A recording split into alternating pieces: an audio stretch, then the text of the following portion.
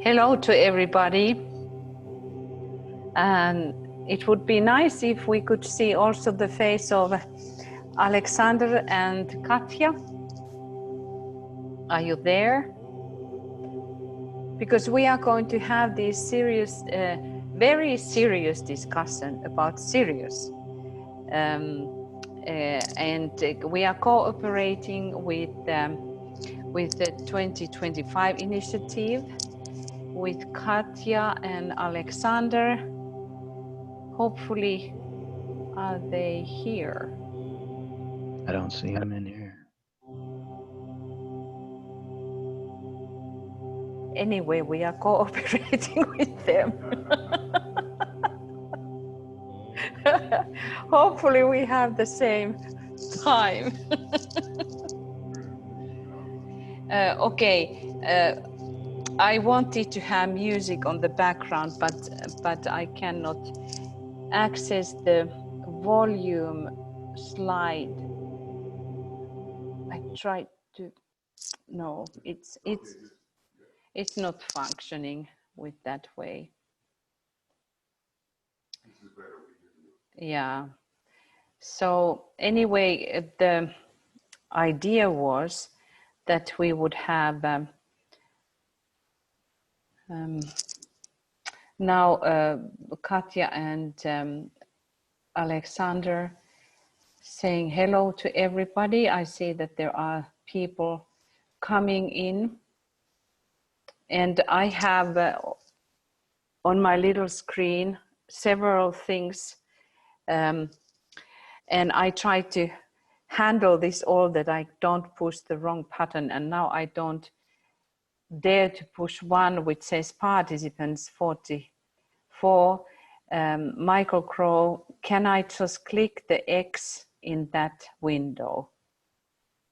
Which window? There is, it says participants. I can do that for you. Yeah, you can close the participants, minimize Okay. the participants. Yes, because I was afraid that if it is closing the whole program. No, you're gonna just get a message when people are coming into the meeting though. I could just disable the waiting room now. Right. So anyway, again, welcome to everybody. We are sitting with Michael in Finland, and then we are waiting. Michael, you have your microphone on. It's starting to echo. We cannot keep the microphones at the same time. And then Alexander and Katja, they are going to be in New York, if I understood correctly, that they are at the moment there. So we are waiting for them. Hopefully they will have the access to come, because of the weather conditions. Sometimes it's really difficult. And then we are going to talk today about SIRIUS. And I know Michael would like to say something, so I click my microphone. Michael, mute my. Hello. Should I say any more? Yes. Okay. Friends, this is a very important festival, and DK tells us that in the future, he hints that it will be even more important than the Wesak festival, which is going to change its method. So we would like to, it's a huge subject, and we would simply like to give some background thoughts about SIRIUS Leo and the kinds of accomplishments that may be possible at this time. So later, when Tuesday comes around and Wednesday, there will be participation by various groups that are spiritual groups in the new group of world servers. But for right now, we will talk about the foundation of SIRIUS Leo, and you'll have chances to make comments and ask questions. And we'll just keep it casual. And we'll be going on for quite a while until, let's see, until 8 until 6 o'clock, yes, until about 5:30 GMT. And then Tuya will give her sacred pentagram broadcast. And then at 8 o'clock GMT, we'll have the Sirius Leo pre-full moon. So it's a long afternoon or a long day or whatever it is for you. And we hope to get a good foundation about the coming full moon. That's all I have to say for now. Yes, so this is like a 4-day series, including today. Tomorrow is the full moon. Then we have a very interesting discussions about the mysteries, and then we have a global ritual ceremony, which is on the way at the moment. We have not been fixing everything, but we are, after the discussion of the mysteries, we will have a better idea. So if we think about Sirius, it is said that it makes mundane holy. So these energies are very important. At the moment, humanity cannot even respond as a whole. Only disciples somewhat are aware of these great energies, and the more disciples are evolving, the more we become aware of that. We can say that only in the third initiation and from on, we start to really be able to respond to these energies very, very low level, because it is like the initiation, which is comparing to the first initiation. It's the solar threshold initiation. And then we start to go more and more aligned with that great energy and hierarchy during this time, during the Leo full moon, and what is the relationship with the Leo and the Sirius. We will discuss about that too. Only now, or at the moment, the hierarchy really turns towards the Shambhala, and Shambhala is the lens of these descending energies. That's why it is very, very important festival to be together, to think together, contemplate together, and meditate together. I'm going to talk about Sirius mysteries in relationship to Egypt on Tuesday, but the eye is very important somewhat, and in my opinion, it is relating us to Sirius. There is the Sirius B, who in the Egyptian myth is Nephthys, the sister of Isis. Isis is Sirius. And her symbol is the eye.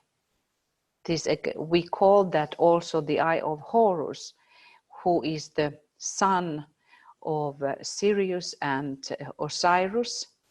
And we can think about that in occult terms, that Osiris is indicating the personality or that in whose realm he is one of the beings who is coming from the underworlds, as we are all in underworlds. We are not yet in the light.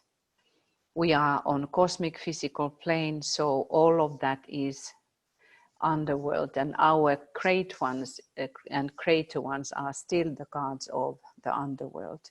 So was Osiris the god of underworld, and his wife was Isis, Sirius, and their son is Horus, falcon or eagle, and he is indicating the second aspect, and is related to the Christ and what is happening to Christ. But anyway, when Nephthys, the sister, the aunt of Horus, she was taking care of the baby Horus a lot. And when she was appearing, the eye was appearing, and it was indicating the beginning of initiation.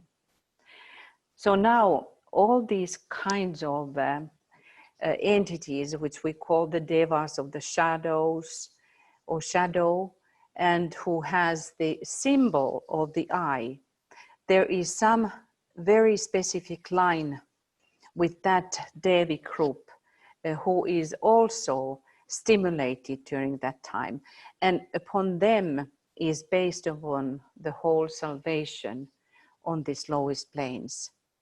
Their ability to follow the sun, they have the ability to hear, and even though the eye is their symbol, so they follow the light, and to that is based then this the plan of salvation, because it is like the whole lowest rank in all of the ranks of the Devic lives, elemental lives, who can now be cultivated, or they can be drawn out from the matter, and in that sense drawn into the higher evolution. That's why the eye is so important also during this time for us, when we talk about the Syrian energies and the time of the Leo full moon. So now we will have a little facts. The plan for today is like that we all contemplate together. I just read some facts and let them sink into you. We are not going to elaborate them, because when we talk about SIRIUS, it is so huge subject. It is so wonderful subject, and you are tempted to elaborate all of these, but because we want to go into the particular things today, so that's why we are not going to elaborate these facts, what we are going to just meditate. So let us now all take a good position and align together.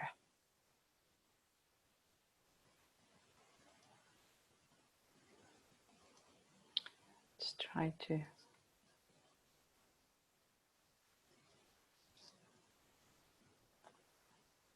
and we align with the group who is present. At this time, I'm not going to read.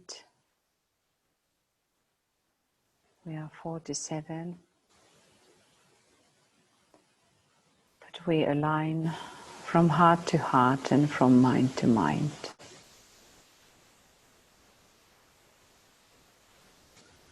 Here we see this interesting and very meaningful image. You see the 5-pointed star, and you see that from the forehead comes out the serpent, and that is Raus, which is the serpent of Ra, the sun, and Sirius, Isis, was magician who was using the serpent power, so the Kundalini.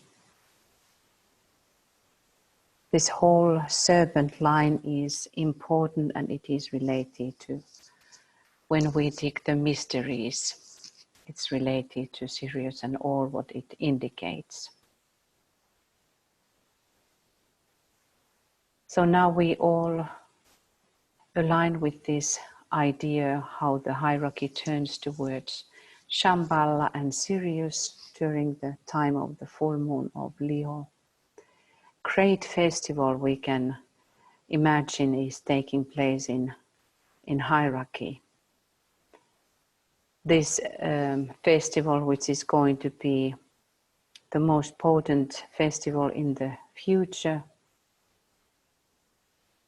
So you can let your mind fly through the space and think one day we are there, when we can look backwards and remind ourselves of this time when we started to at least rehearse, cultivate our mind the way that we can turn towards Sirius and its energies. Why we are holding the Sirius festival at this time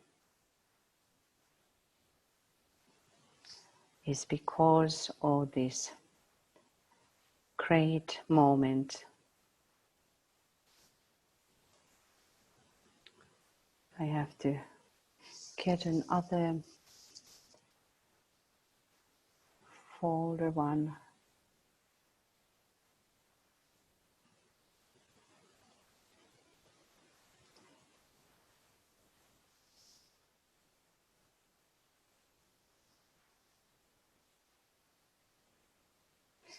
So the facts. Sirius is called the blue star. Our solar logos, Sol or Helios, who uses the sun and all the planets as his vehicle of expression, is called the blue logos.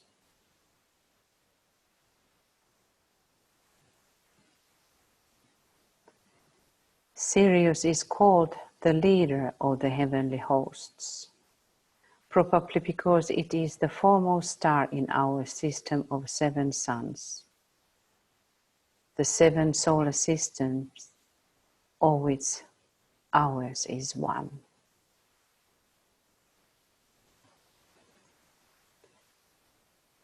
Sirius is called the scorcher because it burns away all impurities and the limitations of lunar life.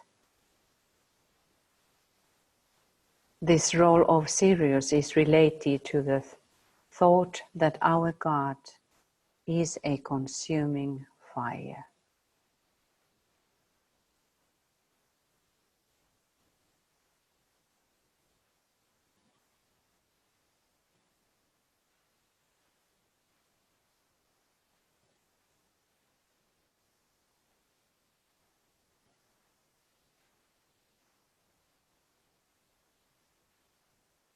The Great White Lords on Sirius is the spiritual prototype of the Great White Lords on Earth.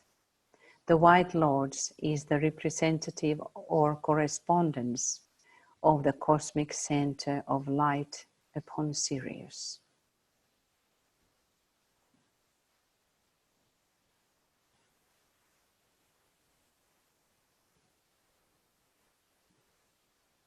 Cosmic love or buddhi comes from Sirius, a stream of energy coming from the sun Sirius. This enters directly into the hierarchy and carries with it the principle of buddhi, of cosmic love.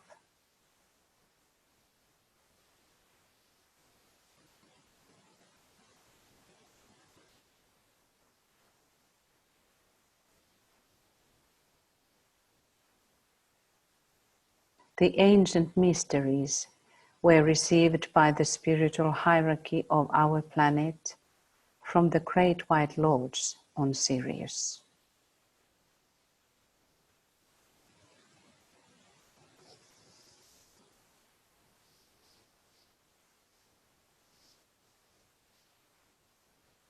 Sirius is called the star of initiation.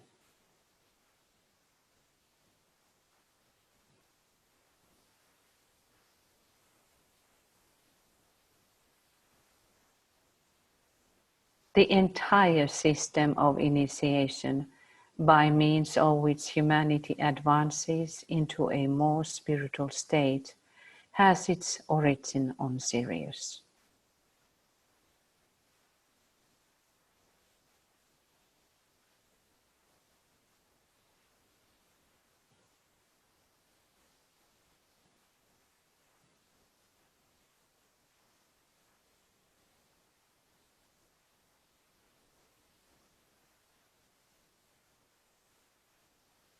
A master of the wisdom An initiate of the fifth degree is simply a first degree initiate, an entered apprentice in relation to the system of initiation on SIRIUS.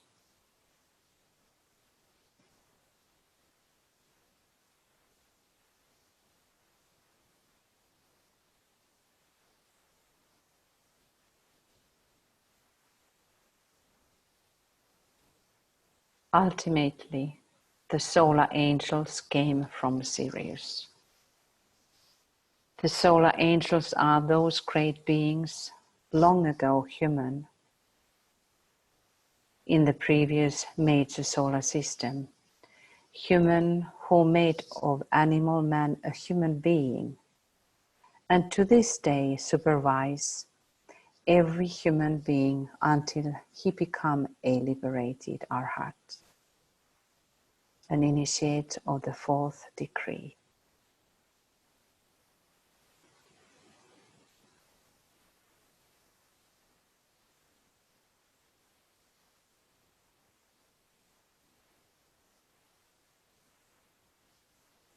There are three major influences which come from SIRIUS. They are focused through the star Regulus, which is called the heart of the lion.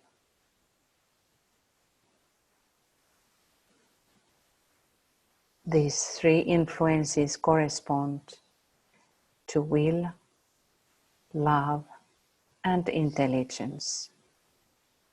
They are also focused through the planets Uranus, Neptune, and Saturn.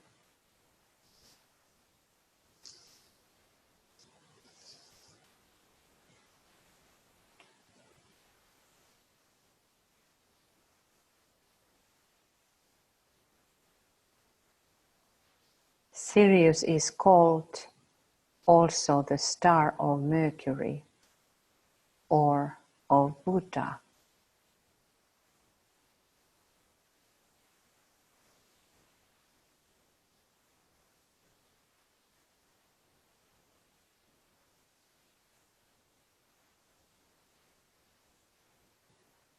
SIRIUS is closely related to Venus. Thus, also, it is the star of the Christ.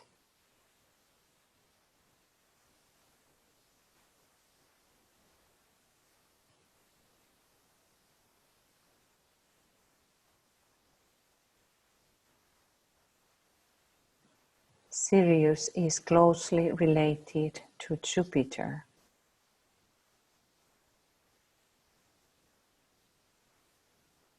There is a triangle, Sirius, Leo, Jupiter, and this triangle, as can easily be seen, is related to the heart.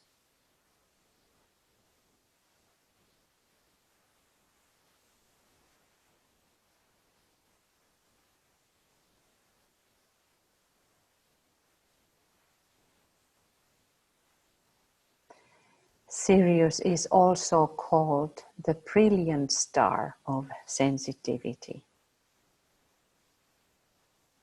The second ray of love wisdom is the most sensitive ray.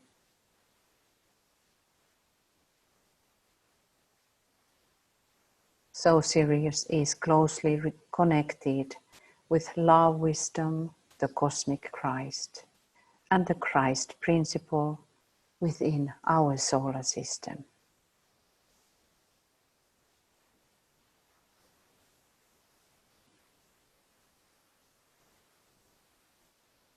SIRIUS works through the seven rays and is the energy working behind and through the seven ashrams, the inner spiritual families.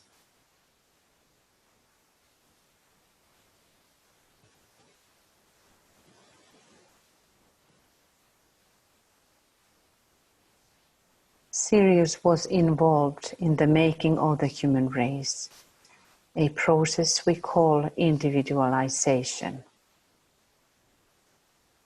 The energies which produce self-consciousness in man come from Sirius, just as they come from Venus.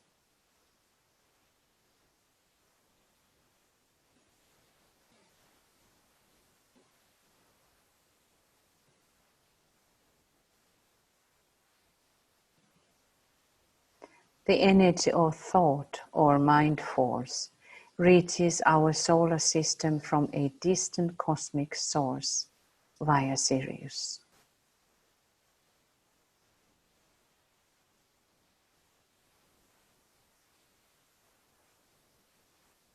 Sirius is associated principally with 4 chakras. 1. The crown chakra.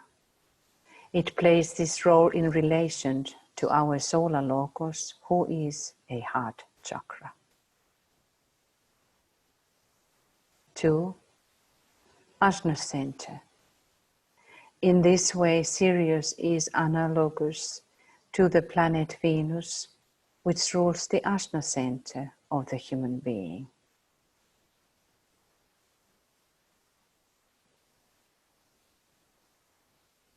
Heart center, because Sirius expresses the energies of the cosmic Christ.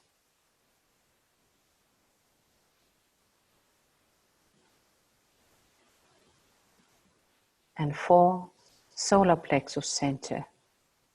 It and the 6 other major suns connected with it may well play this role in relation to a greater cosmic God we call the one about whom naught may be said.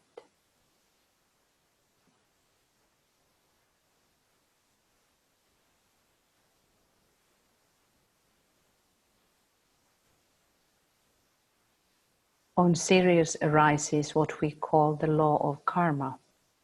Thus, the relation between Sirius and Saturn, a great lord of karma within our solar system, can be seen.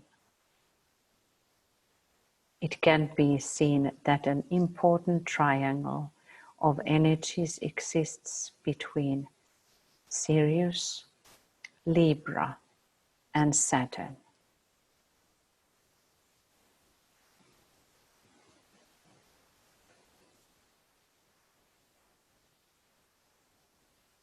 The lords of karma on our system are under the rule of a greater lord of karma on Sirius.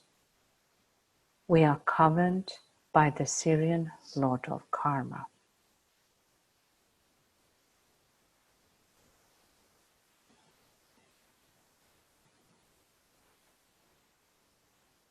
The system of the Sirian logos is upon the cosmic mental plane.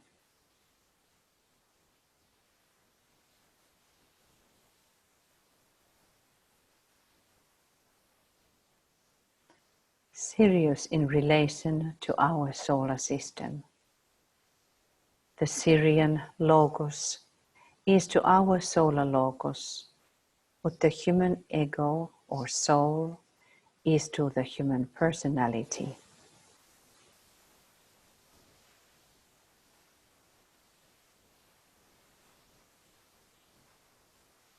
And Sirius in relation to our solar system, this great sun Sirius, which is to our solar logos what the monad is to the spiritual man, has a peculiar part to play where our earth is concerned.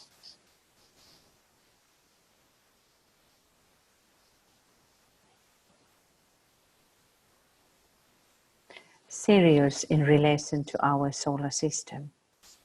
Only one being from Sirius has visited our system, and that was at the time of individualization.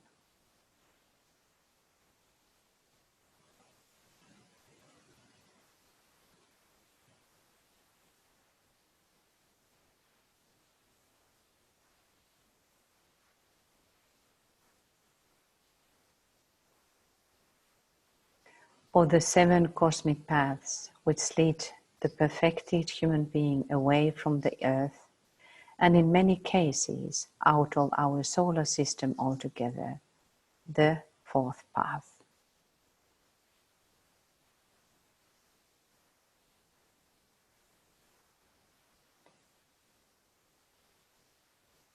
The Master Jesus, so familiar to us in the West, and the Master Seraphis, called the Egyptian, are said to be destined to tread the path of Sirius.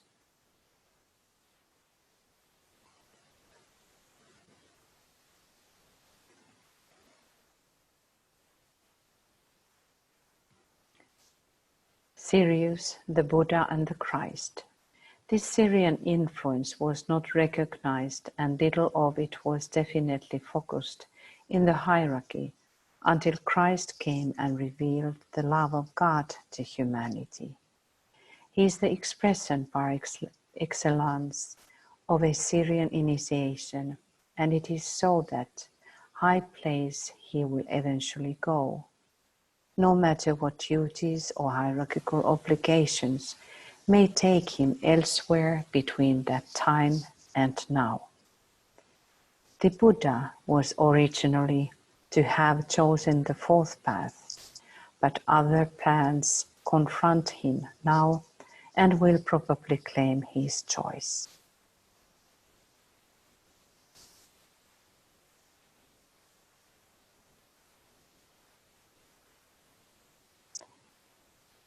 At the time of the birth of Christ, Sirius, the star in the east, was on the meridian line.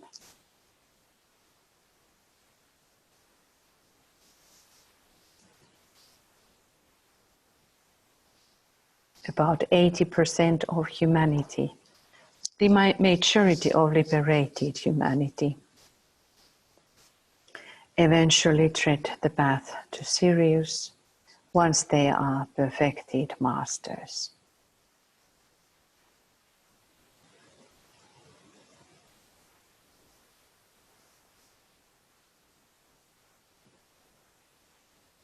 The inspiration from the great white lords on Sirius. Eye has not seen nor has ear heard the inexpressible revelation which comes to the initiate who can penetrate into certain high places where the nature of the divine will suddenly assumes a different and amazing significance, where the purposes being worked out in the council chamber of Shambhala are visioned, not in detail, but as a suddenly contacted inspiration. Then, for the first time, the initiate becomes consciously receptive to the energy pouring into the hierarchy from the great white lords on Sirius.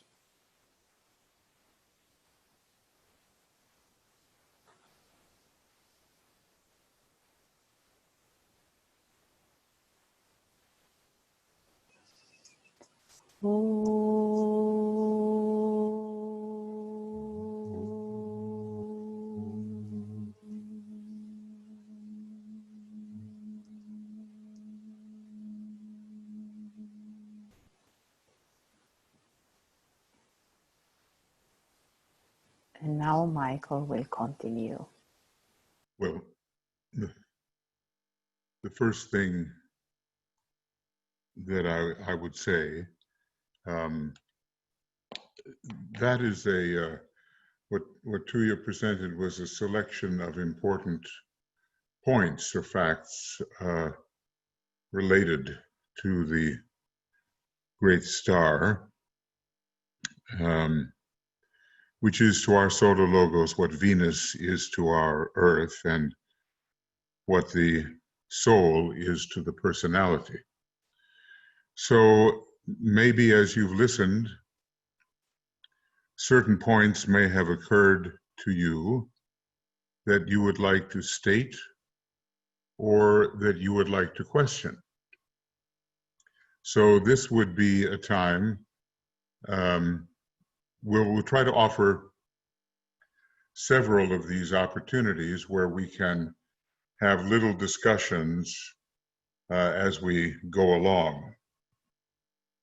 There's so much material, that Tui and I have really wondered sometimes whether we might not do a whole series on SIRIUS, and have in-depth work. We have some wonderful compilations prepared by Zach Rymill, and everything about SIRIUS that DK has said. And of course, let's see, she has a Temple Richmond, or Maureen Richmond has written an important book on SIRIUS. So we thought, since our temple here is very much trying to sound the Syrian note, we would have opportunities to go into these matters in depth. But for right now, here we're presented once again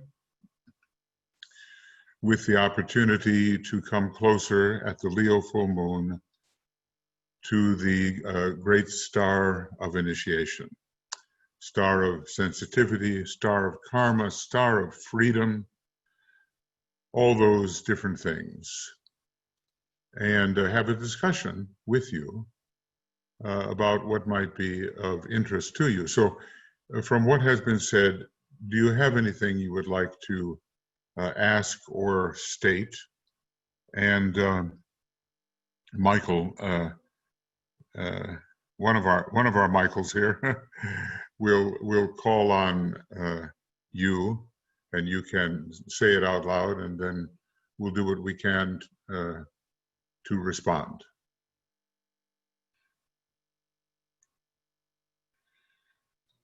No hands are raised right now. I know it's a lot. It's a lot. And of course, any one of the paragraphs that Tuya read, we could really get into it. But, oh, what's that? Oh, okay. So if questions come up, put them in your chat box, and either Michael Crow or Michael Stacy will bring them to our attention when the time is right.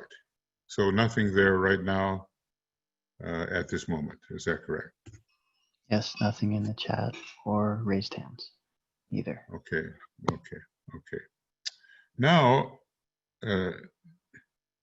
hopefully, I don't know if Alexander and Katya have appeared, but we just want to say that we're sharing this SIRIUS festival work with the 2025 initiative, and the various people involved in both will have a chance to think about these things in a deep manner. Michael? Philip has something to say. Okay, excellent. Philip, please go ahead. Hello, Michael and Chi. Thanks for this on. Hi. One of the things that I've always reflected upon is one of the quotes in Cosmic Fire, the Ray paths and the Syrian path, and that most of humanity will pass on to that. The majority of humanity will pass on to that fourth ray path, that fourth path, I should say, the Syrian path.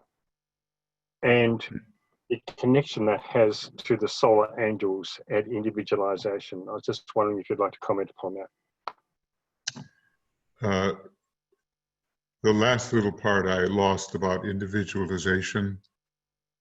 The connection of solar angels that individualize. Yeah, okay. The majority I can say a little bit. Yeah, actually, he uses a funny word. He uses also the word bulk.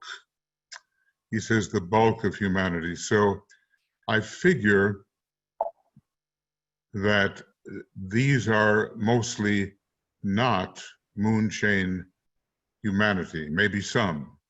But when the humanity of the previous solar system, the most advanced among them, had their next stage of evolution before them, certain of them chose the path to Sirius, and where they were trained, we are told, as solar angels. And then so they were human beings in the previous major solar system, which was largely the personality system of the solar logos. And they returned via the cosmic astral plane, and then fell into the cosmic physical plane, into the etheric part of it, where for the most part, as solar angels, they do remain, except for a projection. And we have some interesting, there's an interesting quote about Sagittarius and that projection. The projection of a certain presence into the higher mental plane, where they undertook the individualization of human monads who were behind them in development. In other words, monads largely of the second major solar system. And these monads are not as highly developed monastically, we might say, as some of the ones from the moon chain, and therefore the bulk of humanity not highly developed monastically, such as the Master Jesus and the Master Serapis, who are lords of compassion. They are going to Sirius for fifth ray training. Fifth ray, you know, Sirius probably, this is my estimation, has a fifth ray soul and a sixth and second ray monad. So it is known as a cosmic Christ in our local vicinity, but basically it's a huge center of Manas, just the way Venus is a huge center of Manas planetarily at this time. Also with identical rays to Sirius, I do believe. And so we live in a very, what can we call it, Davic solar system. 140 billion Deva units and only 60 billion human units. And it's a very emotional solar system in a certain way. And so the monastic training is really needed. And Sirius offers, at this time, Sirius offers that kind of training to the bulk of humanity who are not moon chain humanity. I don't, you know, obviously I don't know the figures. I don't know whoever does. We don't know how many in the previous solar system went to Sirius, how many human beings simply came into our solar system when it was created, and we don't know how many chose the path of the Black Lodge, because they were initiates of the, along the intelligence and will line. Those three choices seem to exist before members of the human members of the previous solar system. And I think, you know, a great minority was actually the members of the Black Lodge, but they can cause plenty of trouble. The most advanced, I think, became solar angels. Does that cover the question? Or it's more than enough, Michael. But I also just wanted to kind of focus on the nature of the Devic substance of the causal bodies of the, if you like, Earth chain humanity, who are the perhaps constant bulk of the returnees to Sirius. When at individualization, how was that Devic substance or Sirian substance, if you like, appropriated by the causal bodies of those souls individualizing? well, actually the causal body didn't even exist in the second solar system. Dear, and any time to you want to speak, just let me know here.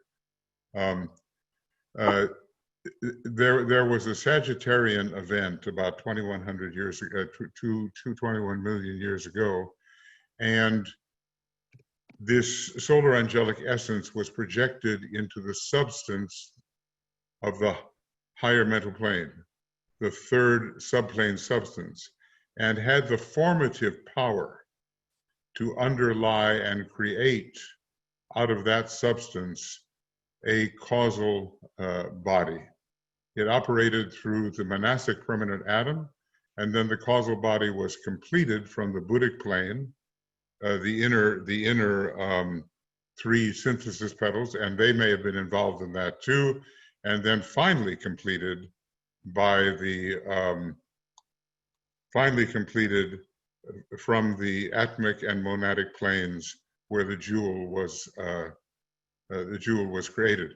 But there was no causal body in the sense that there were causal bodies without solar angels in the previous solar system and even on the moon chain. Man did it in the natural way then, but they needed an intervention to create a causal body. And that's the substance that was provided and underlay and gave shape to, causal shape to the substance of the higher mental plane, thus creating a causal body. And the part of the solar angel that was projected into the higher mental plane is called, as far as I presently theorize anyway, the angel of the presence. Angel of the presence. Tuya, did you have something? Go ahead, Tuya. Yeah, because this is very interesting question. And first I want to ask, do I remember correctly? Because I seem to have very living memory of that he was saying that Ajna Center has artificially created by the solar angels. But I have asked that once before, and Michael, you said that you have not read it. You don't remember, and I cannot find it, but I think that I read somewhere that he was telling.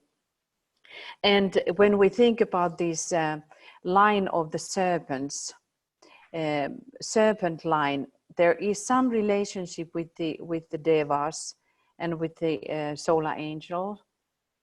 So, and because it is coming out that there seemed to be something very, very strongly related to that idea. And then I have been thinking about that when the solar angels returned, it is said returned to this system.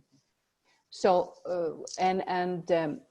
also he was somewhere describing about that the causal body is built because of this whole redemption idea. We need the causal body for that redemption so that the evolution is quicker. So there is that aspect of the work which in my opinion belongs to that mystery, what we call mystery. How this is done, it's done via these serpent energies. It's done via this causal body, what is happening there, so that it is actually possible to try to now manage that Earth is going to catch up with Venus. So, and those, because we have had to have some forms of Devic lives which were possible to be used. So when the solar angels were descending, so they were bringing their own substance, but there had to have been also the something that they were able to use, and that is what is said that the devas of the shadows were the like the lowest rank of the entities which were able to be used in that building process. Yeah. And and the Agni Suryans and the lower Agni Chaitans. Be careful. We each have, Tuya and I are in the same room, so we're echoing in each other's mic when we might speak. Some causal bodies were preformed. If you were not individualized in Middle Lemuria, and Philip, I keep quoting you as the expert on all this historical data, so I hope a lot more people are going to be after your wonderful book, Hidden History of Humanity. But from the moon chain came preformed causal bodies sometimes with several petals open, or at least one or two. And depending on how, with someone like the Buddha, the causal body was very developed because he could have taken the third initiation on the moon chain, except that it wasn't offered at the time he could take it. And when the group from the previous major solar system came in, they came in with preformed causal bodies. And the solar angels were not involved in the formation of the causal body in the previous solar system or on the moon chain. But here on Earth, maybe because of the moon chain failure, I don't exactly know the reason, the monastic vehicle was not fully developed. And they came in as a bridge between the triad, spiritual triad, that impersonal part of ourself, which is reflected from the monad, and the lower animal personality. They were necessary. But also, we have some quotations here that we may be able to deal with. As I say, it's a huge subject, and probably we should have an ongoing class in all of this. Let's see, where was I? Yes, when the planetary heart begins to open, and the particular entity involved, like our planetary logos or maybe some other planetary logos, comes when for that entity comes the time of another or further awakening of the planetary heart, then these beings from Sirius via the heart of the sun, or even central spiritual sun, via Venus, via the Venus chain and Venus globe of the Earth scheme, and finally down into our chain, then they come in.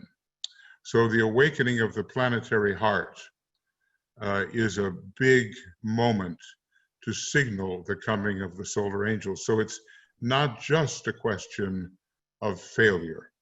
It's a question of timing in the initiatory process of a planetary logos.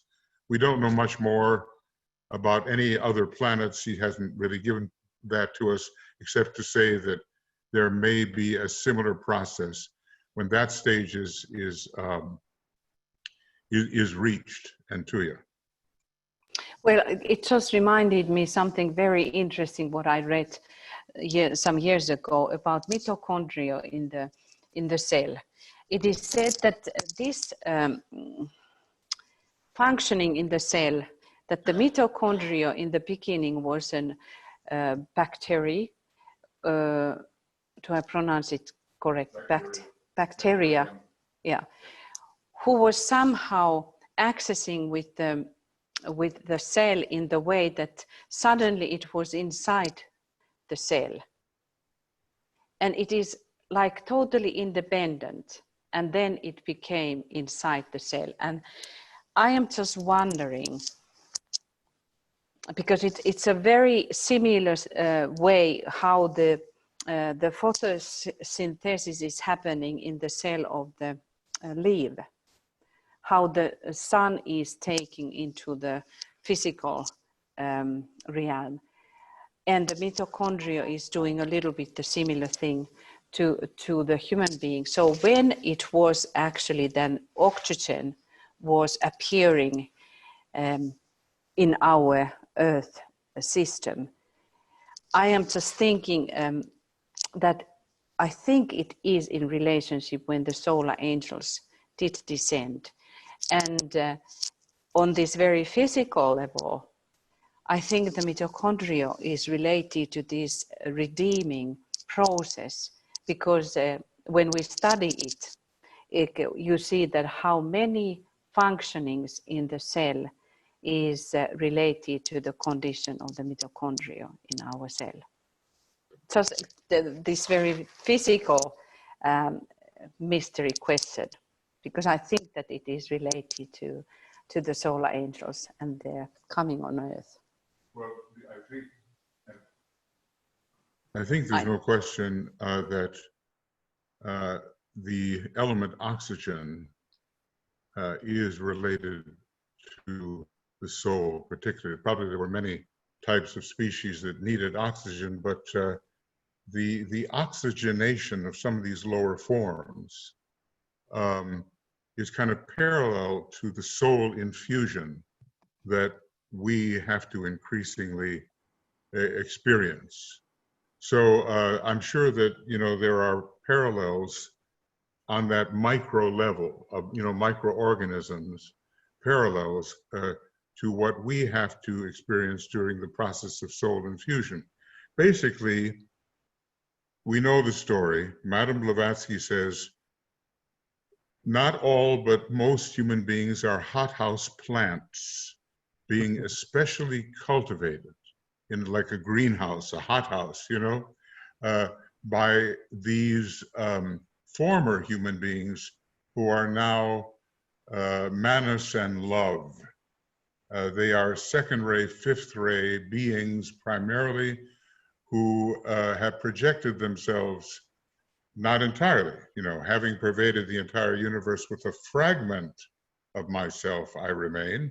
So part of them is in the cosmic ethers, but they have projected enough of their presence into the higher mental plane, which is still the physical body of our solar logos, in order to assist the human being to more rapidly make up for the ground that was lost at some point. Yes, and this is something why Leo is such a good conduit for the energies of Sirius, being a sign that is equally expressive of manas and heart. And of course, the solar logos is the line of cosmic will, is he not? And the planetary logos aspires, was an aspirant towards that level as well. So Leo is the ideal sign, but as I point out in some of my newsletters, there's about 7 signs that I've identified that all relate to Sirius, starting with Gemini all the way through to Capricorn, Cancer, Cancer itself, Leo, Virgo, and Scorpio.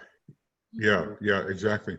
Yeah, he includes Sirius in many triangles, and our whole system of initiation would, you know, is propelling a retarded. We've been held back. Humanity has been held back. The whole Sirian impulse is pressing us forward in the same way on a lesser scale that the Venusian impulse is doing. So the solar system is being pressed forward by its initiator, Sirius, and the Earth has both Sirius and Venus applying the pressure to catch up and to become a sacred planet, basically. We have not yet taken on this Earth the second cosmic initiation, but we are preparing via a 4th subsidiary initiation to enter the number 5, and then it will be possible to take that second cosmic initiation. So without Sirius, we'd be in real trouble. And of course, Leo has all those factors involved in it. As you're pointing out here, it has the 1st and the 5th rays transmitted through it, but it is the 2nd of the 3 fire signs and is associated with love and consciousness for that reason. Aries, the monad, Sagittarius, the body, and so forth. So the 1, 2, 3 of it, it's connected with 2. And then the whole heart idea, the heart of the lion connected with the local cosmic Christ. Leo is the most human of all the signs, he tells us, and was indispensable in creating humanity at that early time. It's a huge subject, and you know, all we can do is study along. He says we will never, at this point, solve the mystery of the solar angels. We cannot do it. Now, you know, and if we can't do that, how are we going to really solve the SIRIUS mystery? Somewhere, Philip, I think it says the most, 4th path, the most mysterious path. Oh, yeah. So, something of that nature. But you know, it's nice that once a year we get a chance to consider this in depth, and I think that we should, you know, find a way to continue offering the penetration into the subject more than once a year. Okay, wait a second. Hold on, dear. Yes, I want to ask you, Philip, what is your idea about your question in relationship to Devic life and the causal body and the returning nirvanis? What are your thoughts?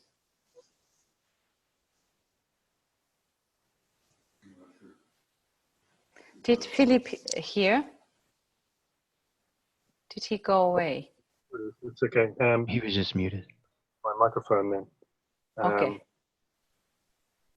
Sorry, I didn't catch all the question either. I am just asking back to you about this, what you were asking about the causal body and the Devic substance. What are your thoughts? Well, you know, I've, as Michael was saying, I've done a lot of work around individualization, but I've just, you know, hardly scratched the surface as far as my understanding goes about the solar angels, the formation of the causal body.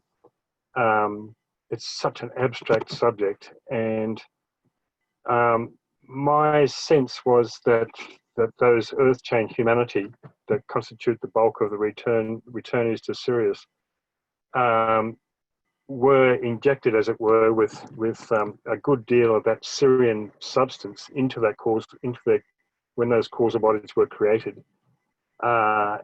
That will naturally lead them back to choosing that 4th path eventually when they get to liberation. It's you know, we and many of us have that, especially the second-ray souls. So that's my sort of vague sort of generalization of that. It's a very mystical kind of understanding, really. It's not truly an occult understanding that I have yet on the subject. You know, it's good, Philip. One thing he says is that we're maybe going to get to these texts, I don't know, but 3 types of solar angels. And the lowest type, as a group, seems to deal with the atomic triangle of mental unit, astral and physical permanent atoms, and basically makes up the material instrument. The central type of solar angel is dealing with the unfoldment of the petals. And, you know, they seem to be involved with different parts of the spiritual triad. A lot of solar angelic influence is coming straight through the monastic permanent atom. And then there are actually 5 types of solar angels, you know, but he does break them down into 3 major ones. There was an early group that basically incarnated straight into the huge tabernacles of clay back in early Lemurian times. Mm-hmm. And basically, we've read it that the descendants of those incarnees or incarnators are some of the most advanced of earth chain humanity. Oh, and they have a peculiar heredity and A few of them have made it into the hierarchy and so forth. But they're still not as quote unquote intelligent, you know, with a third aspect as the moon chain humanity, where so many disciples seem to come from. Okay. And then maybe the highest forms of solar angels are involved with the creation of the synthesis petals from the Buddhic plane. And beyond that, I think they do not, they have to contribute a great deal of buddhi, but that there is where it stops, I think. Our own monad, which these solar angels are trying to assist, contribute, I think, the will factor. And I think that the human consciousness on the higher mental plane is triple at a certain point of development. It is the projection or extension of one's own monad. It is the injection, is the word you used, of quality from the solar angels, which creates an angel of the presence, you know, within the human causal consciousness, and then the man also becomes an outpost of the master's consciousness. Those three very high sources make our causal consciousness what it is. And, you know, on the basis of that, once we reach a certain stage, we can progress until we have to take over everything that the solar angel was doing for us. And as Tuya has often pointed out, it's like man being at first an elemental and then becoming a flighted deva, you know, at the fourth initiation. And I think there's a lot of Egyptian, you'll get into that, but a lot of Egyptian art, spiritual art that shows that, you know, shows that.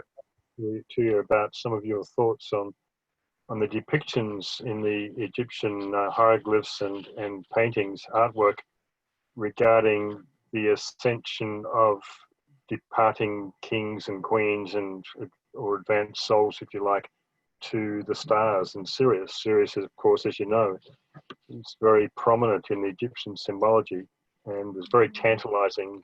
Yeah. It really has to be studied, and their use of the number 14. Well, anyway, this is something maybe we'll get into on Tuesday to a certain extent. But you know, they really use the number 14, and I was just realizing that if you take the three aspects of divinity and you multiply it by the number 14, you get the 42, which is the number of the assessors or your judges after death. You have to answer all those questions to the assessors, you know, and I wouldn't want to have to answer those questions, I'll tell you. They're very, very exacting, you know. So somehow the 42 shows up with the number 14 times 3, and DK is tying this in also with the Great Bear and the Little Bear. So, you know, the Egyptian mysteries, if you will, about which Tuya knows a lot more than I do, but they are not to be ignored. They really have a relevance for us at this time. Well, Michael, yes, just one interesting thing added to this all is that there is this, in olden era temple, this relief where it is broken, but you can see that there is the front of the lion, so Sekhmet, who is the daughter of the Ra, the sun, and she is actually plowing the first breath into the human. So there is something about that. If we just try to elaborate, what does it mean that during the time of the Leo, so that it's like that via the line of Leo comes this breath, which we can translate into individualization, that it is like the first time when we become living. And then she has 14 pearls around her neck. when she is giving the first breath. And the Sphinx is the combination of Virgo Leo, which represents individualization as well, the form of Virgo and the spirit of Leo, if you like. And that is really the mystery of the Sphinx, is about individualization, I think. Mm. Mm. Right. Yeah. Mm. I think when we get to the SIRIUS mysteries, it's impossible not to discuss Egypt, because it was the very center of their occultism, the whole Syrian connection. And they had some really profound things that we'll get into that. I just add, then I close my mouth, but it just reminded me that in their calendar, it is just before we enter into the sign of Leo. It is during the time of Cancer, somewhere like 19th of July, I'm sorry, these 5 days of darkness, when the newt is crying 5 drops of tears, and they are related to the children of Anubis, the Pluto, so which are in the form of the monkey and the lion and what are they, which are related to the 4 main. Horus is one of them, who makes the 5th, but which are related to our organs. So in the time of July, there is a moment when there is a direct connection into that kind of cosmic life streams which are stimulating us. And I have been always thinking that when we become more aware of the Syrian energies, we also become aware of those ancient rhythms when these kind of times are potent for us. It's like during the day, there is a certain time when the energetic impact is into the certain organs. That is a daily rhythm, which are related to the sun. But then there is a yearly rhythm, which is much greater rhythm, and which is for the initiate and the disciples to be aligned during those times. But we have forgotten those. But there are those 5 days of darkness, or that is also the day when Osiris is dying, and then how Isis is taking him back to life. And I think this refers to the triple system of Sirius, Osiris being Sirius B, the white dwarf, and Isis being Sirius A, and Horus being the 3rd so-called planet or star within that system that has been written about a lot. So that's one of the main symbolisms of and why Virgo is so important in the previous sign. Virgo and the prominence of Isis in Virgo. Yeah. Right. Yeah. Well, I think as we get closer to our 4th and 5th initiations, these things will inevitably clarify for us. I just want to ask at this point, before we move on, Tuya has read some 25 or so points. Is there anybody else that wants to either make a statement or ask a question regarding these points? If you took any notes or want to look into it. You know, basically it's all about initiation, really, and every true disciple is being prepared for initiation, and every true aspirant, says Master DK, has taken the first initiation. So all of this is this kind of knowledge is meant to facilitate our growth in consciousness and our ability to help in a very glamoured world, filled with illusion and chaotic activity. You know, we're in the middle of it right now. We're in the middle of a great resistance against progress. And hopefully our esoteric ponderings here can strengthen our esoteric work on behalf of a clarification that is really needed. So anyway, I said, as Tuya spoke of 25 points. And if there's anybody that has anything you want to ask or say before we move on, then this would be the time to do it. Michael, Yes, I just wanted to let you know that Alexander and Katya are in the meeting now. Oh, great. Okay. Well, we welcome you, Alexander and Katya, and we were, if you would like to say anything at this point, I was telling, Tuya and I were telling them that this is a cooperative effort with the 2025 initiative over these several days. And that we have things coming up on Tuesday and Wednesday of next week, which are specifically that. And today we're simply looking at fundamental ideas around Sirius and Leo and the implications for humanity and for servers. If there's anything you just want to say hi or whatever, we would welcome that. Good morning.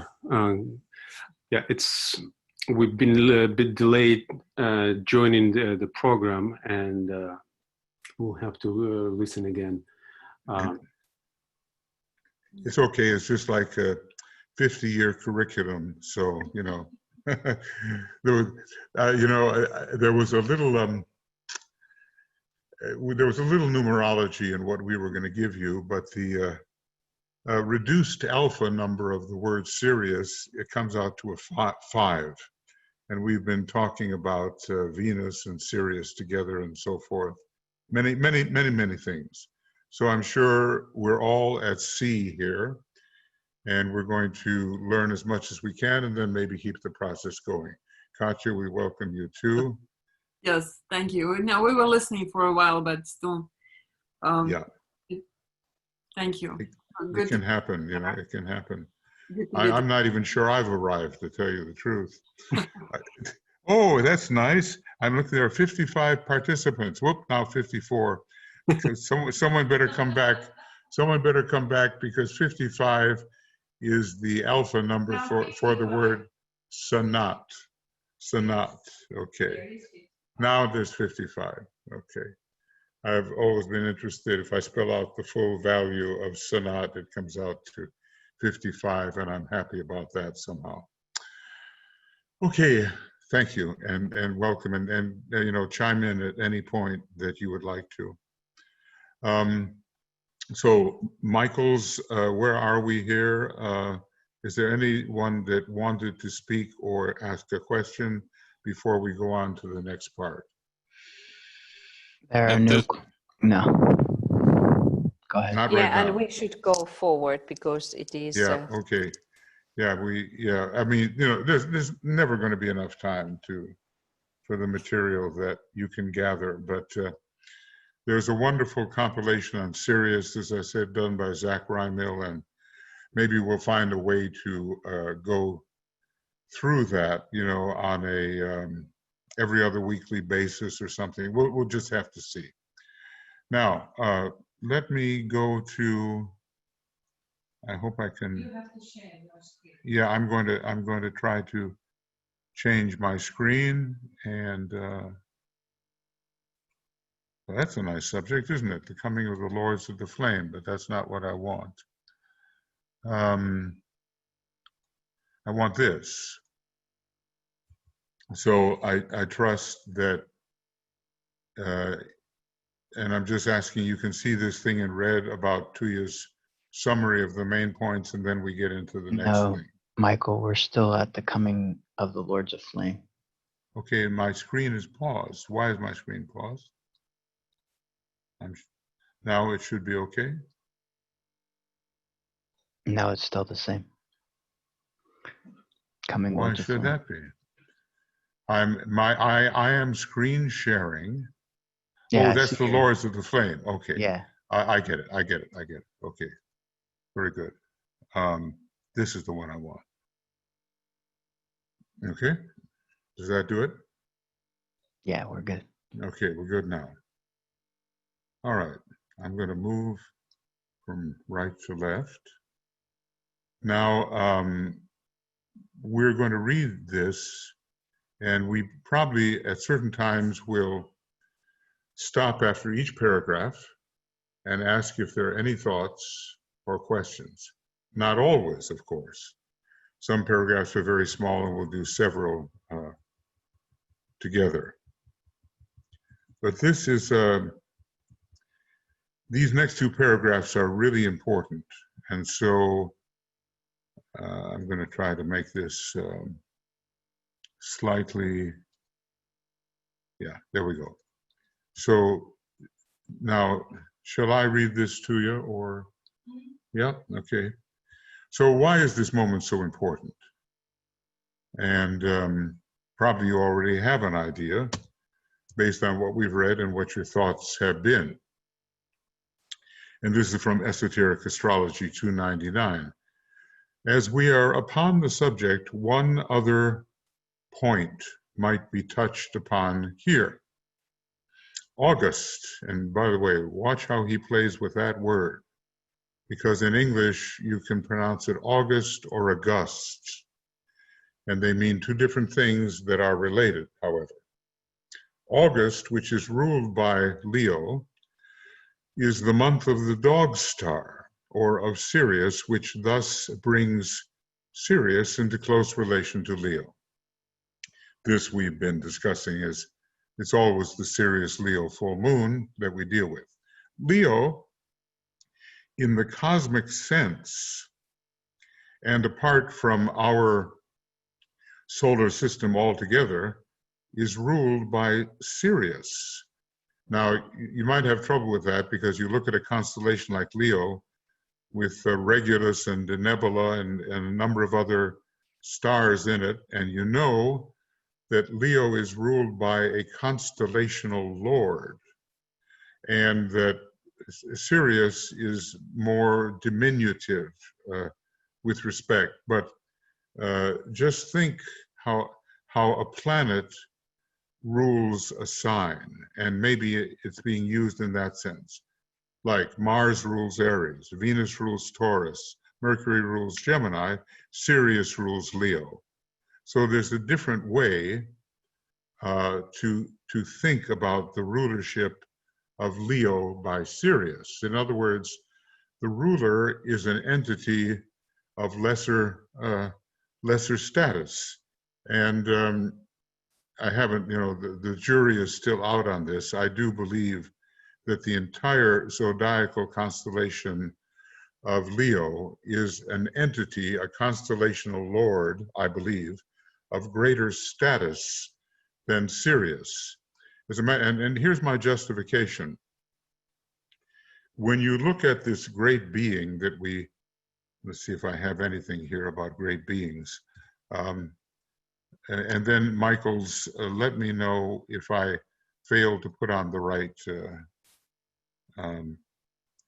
well, I can see there's a problem. I have too many, I have too many of these. I think this is the problem.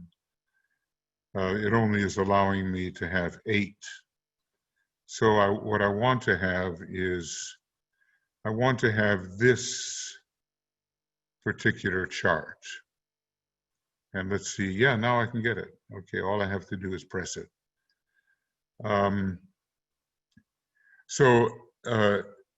This is the one about whom naught may be said, which is, by the way, a term that you can apply to many equivalent beings. There are 49 of these ones about whom naught may be said in these 7 sub-parabrahmic logoi. So anyway, out of this little triangle comes the Great Bear, and comes our solar system and all the rest of it. Now, what is a sign of the zodiac? Or not a sign, but a constellation.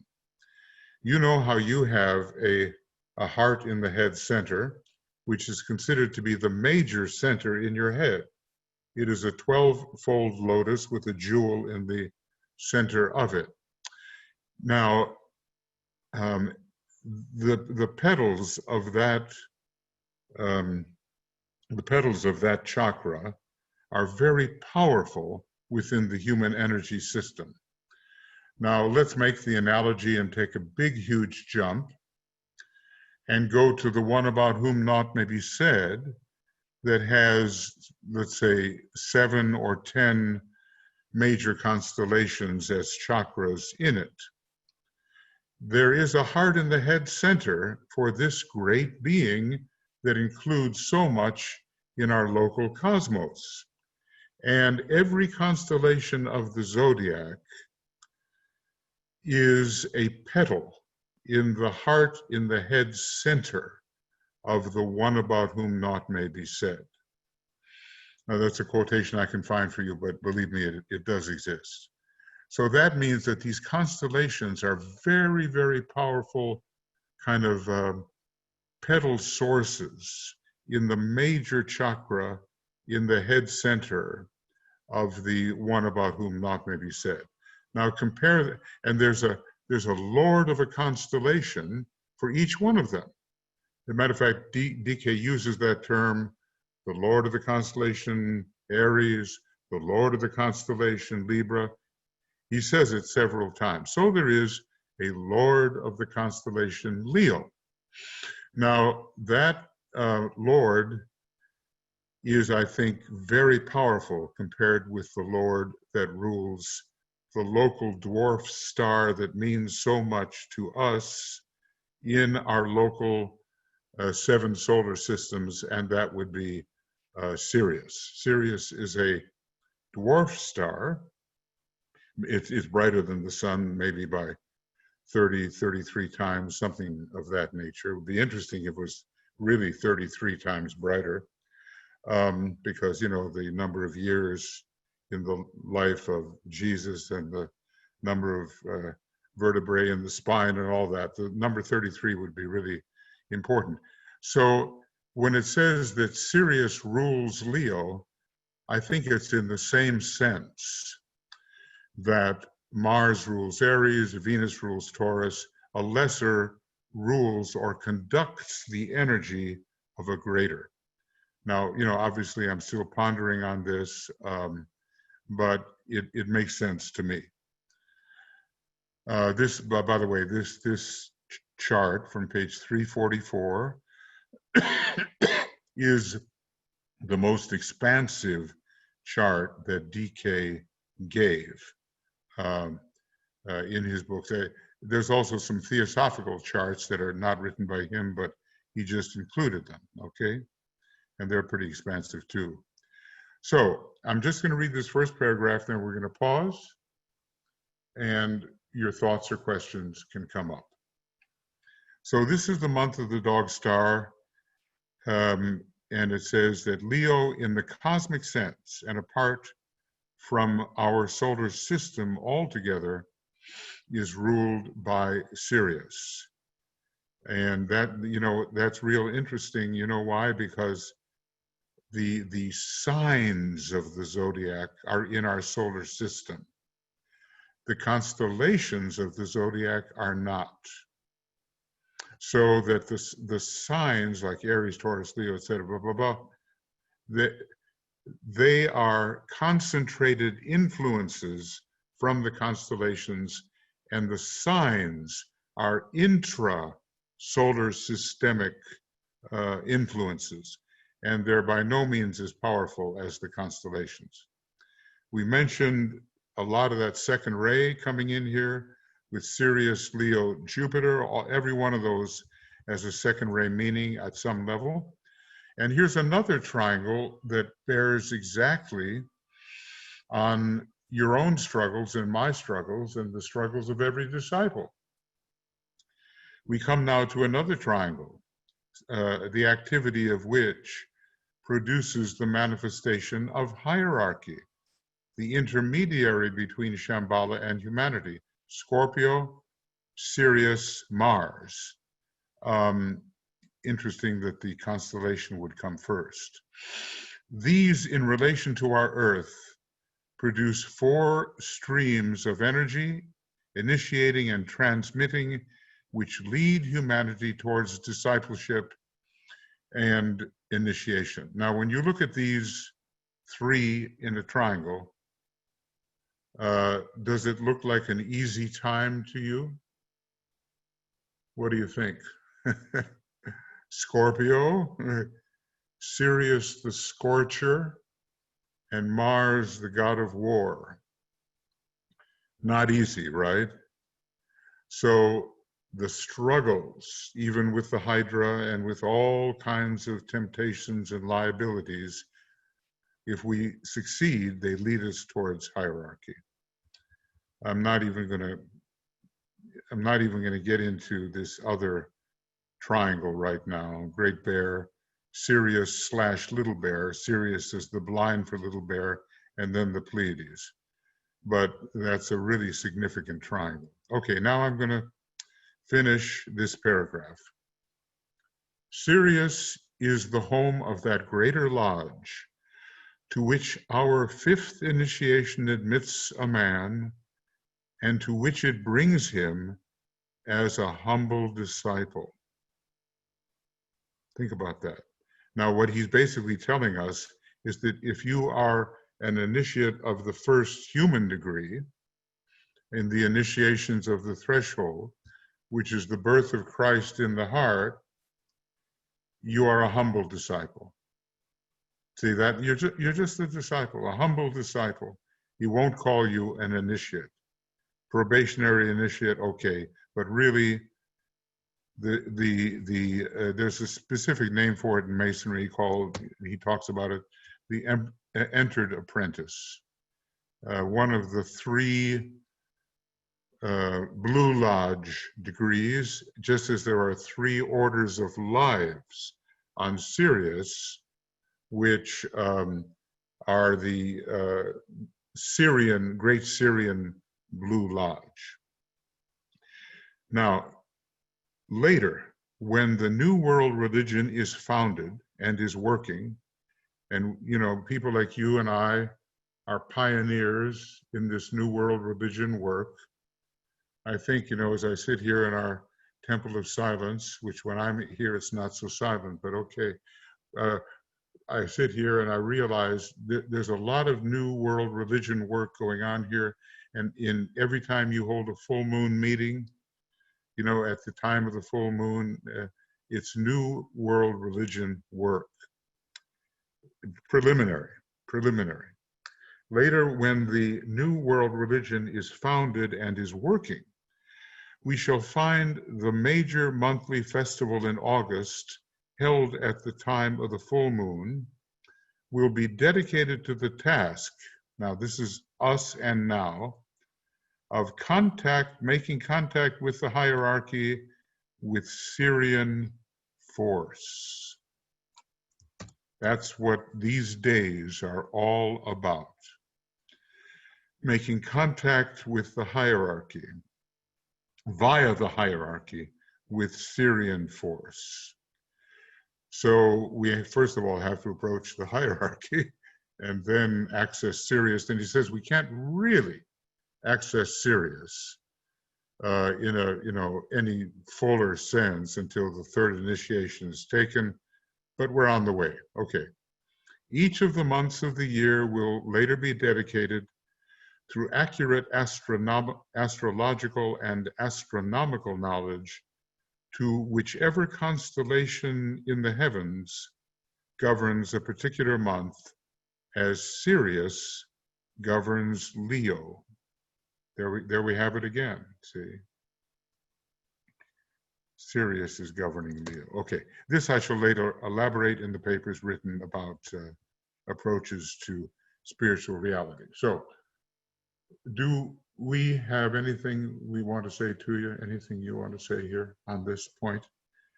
Or anybody else that would like to speak about this first paragraph or any impressions that it made upon you? Why is it such an important moment? I mean, there are many, many reasons, but this is a foundational reason that it's so important now.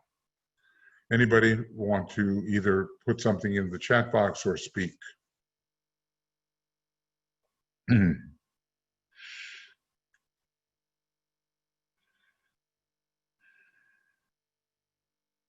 These are, you know, cosmic issues, but via the signs of the zodiac, they do become very practical. Philip has raised his hand. So Philip, why don't you just go ahead and just go ahead. Can you do that? Or does there have to be some kind of, yeah, you got your hand up and mute. Very slow to respond. There you are, you're good, okay. Yeah. Can you just scroll up a bit, Michael, so that the bit about the fifth initiation comes up? No, sorry, down, I should say. Yeah. Sirius is the home of that greater lodge to which our fifth initiation admits a man and to which brings him as a humble disciple. Well, of course, humility is one of the greatest qualities that a Leo yeah. up within himself. So that's appropriate. But I thought there was, I vaguely recalled that after the fourth degree, that an initiate could choose the fourth path, the Sirian path, and not have to wait for the fifth degree. Do you have any thoughts on that? Yes, I do. I want to kind of jack it up a couple of notches by saying that you used to be able to choose at the fifth path, not the fourth, and now the fifth path, the fifth initiation is called initiation of revelation, because the requirements have been raised so that now you see the paths with greater clarity that you will choose now at the sixth initiation. So the requirements have been raised from the fifth to the sixth, and I don't know of any reference. You know, there's reference forgotten and reference imagined and, you know, all the different things, but I don't remember any choice available at the fourth degree. At the fourth degree, it seems to me, there is a general clearing of the supernova, the causal body supernova, until everything is so clear that you can actually see the 7 or 9 paths ahead and maybe know which one you have to choose. In the old days, the choice was made at the fifth degree, but not anymore, as far as I know. What about transference to the Deva kingdom at that point? Well, that's an interesting question. Let's see how it goes. There is contest and conflict on the astral plane. There is cooperation on the Buddhic plane, and there is merging on the monadic plane. But I would say that it would be a good place if a person is more Devically inclined. I don't recall any reference about it, but I think that it could be done at the fourth degree, it seems to me. We live in such a Devic solar system right now. We're just out, you know, man is outnumbered by the intelligent Devas. So I think that would be a good time. Do you have any thought about that, to you, whether it would be a good time at the fourth initiation for the man-Deva interchange, you know? Devas become men, men become Devas. Well, eventually you have to be both, you know, basically. We have that symbolism in that, at least. Yeah. Well, you know, what is it? Hermes Aphrodite. Hermes, when do you become the divine hermaphrodite? The planetary logos is that. So Hermes is the man, Aphrodite is the deva, and at some point we become a composite of both, such as our greater lords are. Basically, the planetary logos is the divine hermaphrodite, and I suppose on it goes as we go higher, that the two ranks, two evolutions begin to merge. I wouldn't be surprised, can't remember exactly, but in that book, First Principles of Theosophy by the Jinara Jadasa, it's a simplified book, but it's got a lot of good maps in it. And then maybe it shows the coming together of the deva and the human at a certain point. And I would just say, from the point of view of logic, if not from the point of view of reference, it's a good time for a bridge to be made between the kingdoms. Yes, I was thinking of Vera Stanley Older, who apparently was being prepared for transference to the Deva kingdom. She was Leo rising. I don't know what stage of initiation she was at, but she must have been fairly advanced. I think more like the second, a lot of Scorpio and Vera Stanley, but still one of those disciples, and certainly not at the fourth degree by any means. I mean, Alice Bailey was herself a little bit distant from that, and so was Roberto Assagioli, and they were being trained for that. But I don't believe that LDO, wasn't it? Vera Stanley, something like that. She was like the other disciples, so it was a lesser group. And then, who said she was being trained for that? Herself? Not DK. Well, I'm not sure of the source of that. That's a conversation we can have privately sometime, perhaps. But anyway, it's kind of besides the point. It's a good bridging point from the point of view of logic, I think. But then, what would it really mean? What would it really mean to transfer? I think one of the things that would happen is that the body nature would change considerably, because with devas we have a fluid body nature, which is very extensible, if you will, elongated, bridging, that kind of thing, like a stream of love, that kind of thing. Whereas with man, he's much more compact. But the monad is the monad, and the function would change considerably, but it can't be left there alone, because eventually you have to become the Hermes Aphrodite, at least in my view. You can't leave it as just one or the other at some point, and I don't know exactly when. On the monadic plane, there really is a merging of man and deva. I know that, or at least I've read it, Yeah.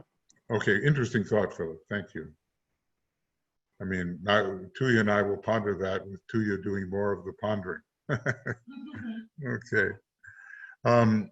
Okay, anyone else want to comment on this particular paragraph? Anybody? Okay. Anyway, these are the principles. Look, here's the thing. When you take our first initiation, you're a humble disciple on the path of preparatory or probationary or preliminary initiation, not a real initiate. When you take the third initiation, you become like an aspirant or a humble disciple with regard to our solar logos. It is the first of the solar initiations. And when you take the fifth initiation, you are a humble disciple and really a first degree initiate and an entered apprentice, as it were, in the Syrian system. And and I've kind of wondered, well, I don't know, it's a little crazy, but when you take the seventh initiation, I've wondered whether you are not a humble disciple in the 7 solar systems of which ours is one. And when you take the 9th initiation, if you are not a humble disciple in the regime of the one about whom naught may be said. I'm just continuing the analogy, the way it works, 1, 3, 5, 7, 9. And there is when you get an analogy like that, you can ponder it. Okay, let's go on. Would Alexander or Katya, would you like to read this next one? It's a very important one. And it's really the reason why we're doing this right now. Any of you would like to do that? Yes, I can do that, Michael. Okay, go ahead, Alexander. He finds his soul through the fusion of soul and personality. He finds his group through the absorption of this fusion soul form with the master's group. And finally, he is absorbed into the master's ashram. There he, in concert with his group brothers in that ashram, is fused and blended with the hierarchy and hears the extension of the world, spoken originally by his soul. And that is accepted as a group should be in quotes, really. That's what he hears, accepted as a group. Mm-hmm. Yeah. Accepted as a group. Later, much later, he participates at that august recognition, which comes when the voice issues forth, as annually it does, from the center at Shambhala, and the seal is set on the acceptance of the hierarchy, with all its new associates by the Lord of the world. This acceptance involves those initiates of the 3rd degree who have been integrated more closely into the hierarchical life than ever before. This is the signal to them and to their seniors who have heard it year after year that they are part of the instrument whose purpose is to fulfill the plan. Thus, the great synthesis are slowly taking place. It has taken many eons for evolution, especially in the earlier stages, moves slowly. Yeah. I just want to say that that word, as far as I can see, is the word seal. I don't know how it's appearing on your document, but at Shambhala, from the center of Shambhala, the seal is set. Did you say that? Because my hearing is a little bit, like that. It's like when you seal a letter in the old days in wax. Yeah, maybe you said that. And again here, the word, this August, that's where he's really playing on words. This is his hint about 2 things. Because in English, we say August and August.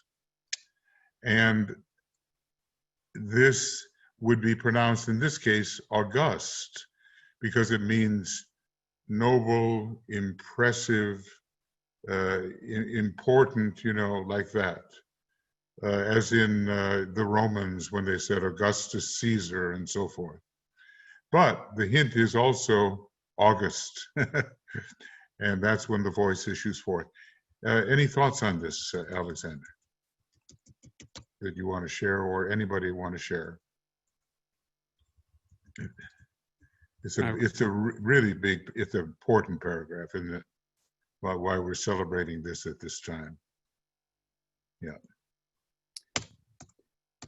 I would take it into reflection now, not at the moment to share. I know, and I would take, but for about 50 years, I've looked at this for a long time, and I've wondered about the coming festival and what it will mean to humanity. he did tell us that the Wesak festival is, in the present form, is dying down. And maybe Mary Bailey, when I was working in New York at the Arcane School headquarters, when 1981 came, she said the keynote is now changing, or at least she hypothesized that, the keynote of the Wesak festival. And there was a question about whether even the Buddha would really be returning in the usual form for that Wesak festival. But then something else is taking its place, and it's a very interesting method of having a person in every country, a disciple in every country, representing the Buddha for direct transmission at the time of the Wesak. So it's a whole new method. Tuya, do you have anything you want to say about this paragraph? Yes, Michael. I'm not sure if Philip re-raised his hand or is just still up. So do you have something to say, Philip? Well, Philip was always going to have something to say, aren't you, Philip? I mean, give me a break. Sorry, you know too much. Things that come to mind. I don't want to hog the space here, but there's usually an association with, this is a great quote, because there's usually an association with SIRIUS to hierarchy and not so obviously Shambhala. Right. And so, which always intrigued me, because he associates, can't remember which other constellation was Shambhala, Great Bear perhaps. But if you can just scroll down a little bit, no, sorry, back up. How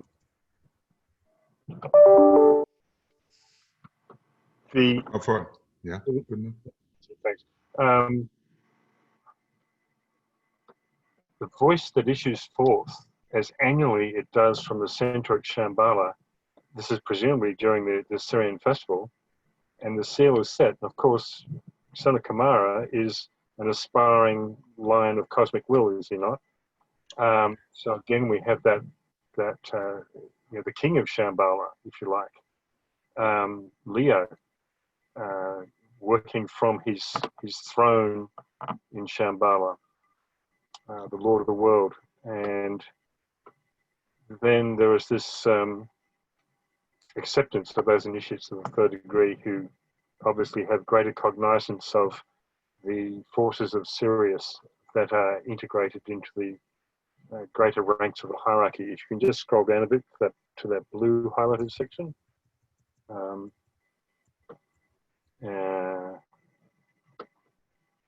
Thus the great synthesis is taking place. Yeah, it was just that unfamiliar reference to Shambhala for me, which grabbed my attention. Yeah, I was looking for 2 hours under Sanat Kumara and august recognition. And it didn't mention him so much as it mentioned Shambhala. So at last I found it. Well, DK says, look, Sanat Kumara is not on the Syrian line. That's right. And he says that, right? But yet there's another problem, that Sanat Kumara, if we think of Sanat Kumara as an emanation of our planetary logos, our planetary logos has a special relationship with SIRIUS. And there's a statement made, you would think that such a presence of SIRIUS wouldn't even have in its consciousness something so small as the Earth, but thus it is. So, there's a little problem there. Sanat Kumara is a direct disciple of the solar logos. And, he seems like kind of a, how Shambhala is first ray, second ray. He seems a bit like a second ray emanation because he is the great sacrifice, the greatest example of the teaching ray on our planet. there's a huge second ray there. The Lord of eternal love, you know, all those names carry so much, and yet he is the king of this province we call Shambhala, and, you know, which is directly related to the cosmic Christ in SIRIUS, and is also a disciple of the Solar Logos, whose monad is probably the second ray, ultimately. So the second ray and the first ray are both involved there. That's all I can say. And, there's also a relation, I think, to the fact that they came from the second globe of the Earth scheme, or the second chain. Yeah, the second chain and the Venus globe, which, whether it's 2 or 6, you know, however you want to count it. Yeah, exactly.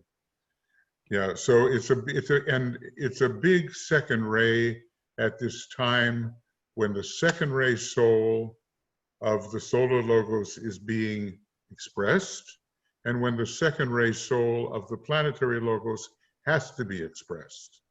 And Sanat Kumara seems to have that task, you know, to bring it into expression. We get into the problem with Buddhism. What are these emanations? And maybe every being really is an emanation and nothing independent whatsoever. And so, you know, emanation theory has to be studied. Tuya, was there anything you wanted to say on this? Oh, okay, I'm talking too long. Hi, it's Katya. If I will be allowed, Katya, please go ahead. Yes, it's interesting because somehow it is. I don't know. You would comment on that.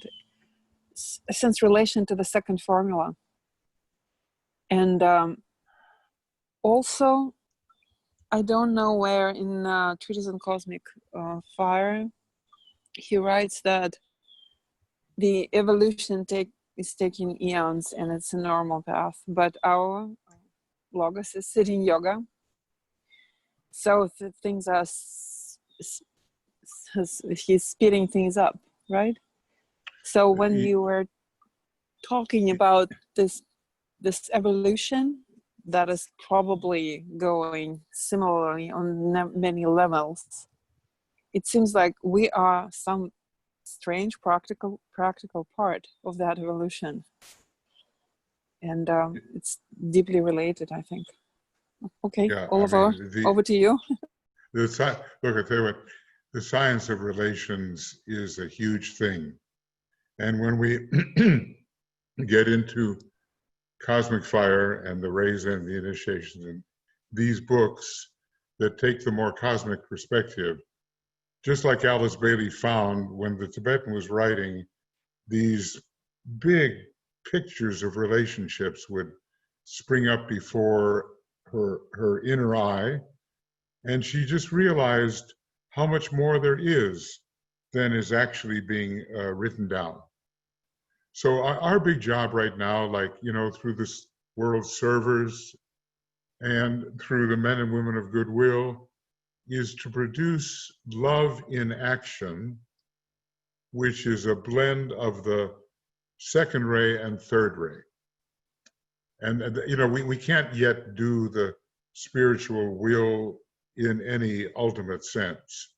We're almost going to have to wait to the end of this solar system for that, and even into the next solar system. And that's why DK says we don't really know what will is all about. But about the love, at this SIRIUS Leo festival, we are really concentrating on the love wisdom aspect, which can bring about all these relations that involve these two examples of love, SIRIUS and our solar Logos. And they are all in the local cosmic Logos, of which our sun is the heart center. So it's, you know, pretty close to home when you consider how vast the expanse can be. And if we couldn't get the Sirian energy here in some form of impression, DK would not bother talking very much about it, but he talks about it a great deal. So this is a wonderful time for us to identify as units of love wisdom at this SIRIUS Leo festival. Let me know. Yes, dear, go ahead. A break? What is a break? I'd rather not, but I want to at least finish this paragraph, okay? You know, we don't have much time. We have to stop at what, dear? A 10-minute break. Ah, okay. Well, blasphemy. Okay, but let's just finish this little part before we have our unwilling, from my part, 10-minute break. Okay, but I think Tuya is probably right. Anybody else would like to speak to this paragraph about this august recognition, this August recognition, this august recognition? This is one of the ways he gives important hints. You know, he plays with words. He's got a lot of Gemini. And for those who can pick it up, there it is. So, did you have something you want to say? Yeah, go ahead. I was just thinking about the seal, and seal the door where evil dwells. So it has to be related to that, because it is the humanity. In humanity, we have to seal the door. So I think this seal is referring to that idea as well. I tend to agree. When you seal something, you close it, and you cannot easily open it. Okay, but also there, in the old days, there's the design on the seal that tells you, this is the seal of the king. Oh, this is the seal of the count, or whatever, you know. So it's not only that the letter is closed, let us say, but who does it come from? That's what the seal can also mean. So how much that is related to this mark of the Savior? Is that there is something about the symbolism which is appearing above the group? And is it not the mark of the Savior or something like that? Yeah, there is apparently, be careful on, okay, for every member that toils, whoops, what's going on? I'm hearing flowing water, whatever. Try to keep your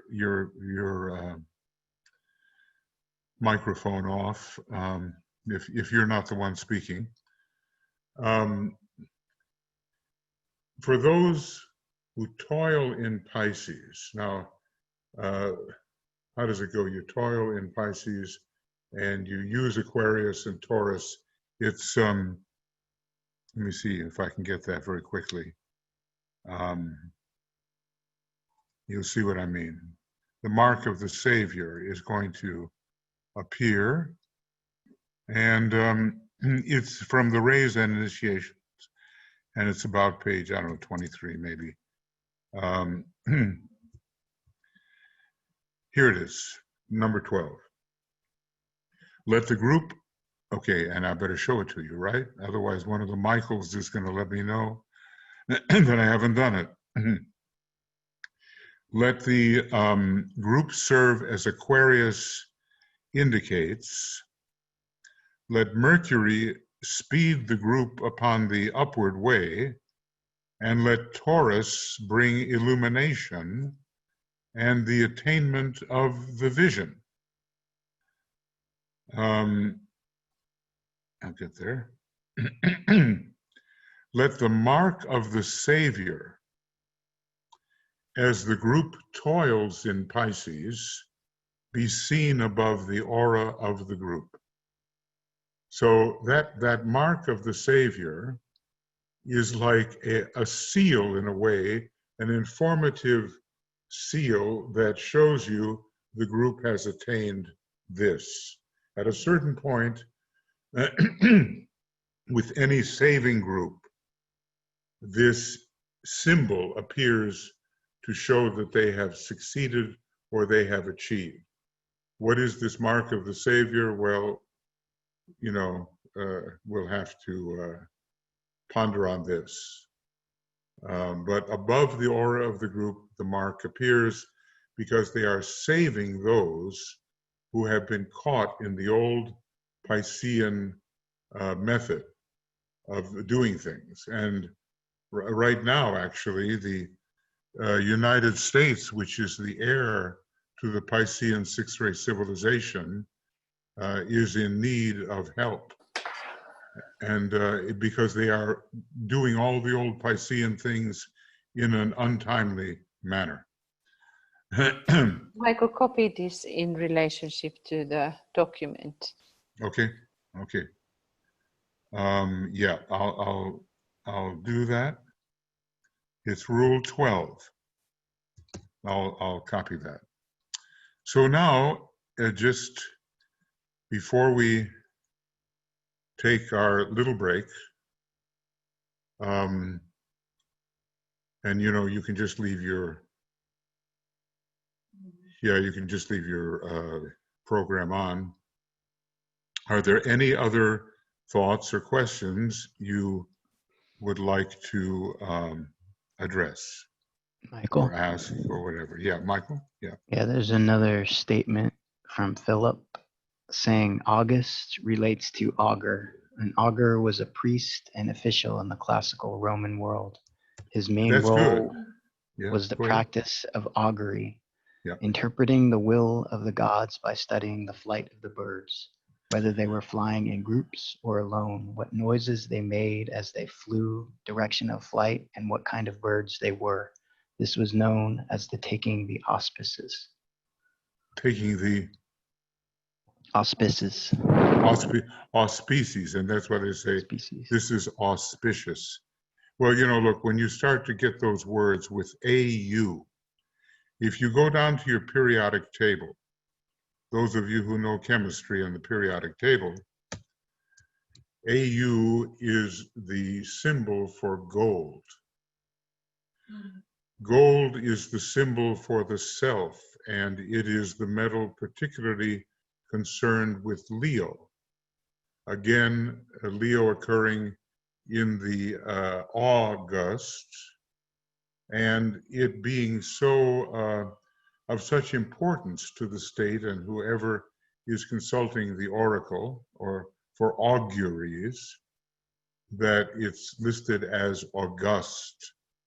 And, you know, when you think about the way Augustus was used by Roman emperors and how one of the very powerful ones, maybe more, was called Augustus Caesar, we can tie a bunch of those ideas together around noble selfhood and the auguries which told about the fate of that particular self. So I've always, you know, and you know what's even interesting? DK talks about the sacred word, and he doesn't just mean the Om, he means the A and the AU, there you go, right on the level of the monad, the AU, and then the AUM, and then 4 others in cosmic fire where it begins to proliferate and multiply and so forth. But the AU part is very important when it relates to gold, Leo, the selfhood, and asking what will happen to that self through the auguries of the oracles. A bunch of associated thoughts. Yes, Tuya. And this relationship with the birds is something that the language of the birds is that kind of ancient language, what is called with the censor as well a sacred language, which is so forgotten that there are some references about how it is related to the Holy Spirit, but even earlier stages of humanity, that there was that kind of language, the language of the birds. Yeah, and the whole idea too of the bird. Yeah, being able to use bird formations for auguries is the Deva kingdom. See, because the bird kingdom, he actually calls it the bird kingdom, and he says they're not part of the animal kingdom. Very interesting. So the formations of the birds are like Devic input on the outcome of what will occur. Okay, well look, is there anything else on this paragraph? Because then we can take a little break and get into the whole idea of the solar angels with Sirius. Is there anything else there, Michaels? No, nothing else. If there isn't right now, let's see, let's just come back at 1830, which is 3:30 in the afternoon, Greenwich Mean Time, which is 13 minutes, 12 minutes, okay? Okay, so we'll just leave this here. Yeah, and thank you for that, Philip, about the auguries. And maybe we can copy that down from we have exactly 2 hours remaining in this work. Then we have to break, and at 6 o'clock GMT, we will have our usual sacred pentagram work that we always have around the time of the full moon. And then tonight at 8 o'clock GMT, I'll do my best to be conscious for our pre-full moon webinar, which this time is going to be on Zoom. So, most of us have remained, and just want to say hi to everyone. Maybe this would be the time, with the help from Michael Crow and Michael Stacy, and then Daisy helping us with interpretation for the Vietnamese group. And hi to Alexander and Katya, which are our co-sponsors in this work. Tui and I are here. And Veronica, hi, and Astra, Catherine, Chuang Pham, Diane Chong, hi Diane, long time no see. Dilara and Frederick, Georgina, and Hang Dang, and Heike, and Jan, Yoke, Jo Hee, Kan Huang,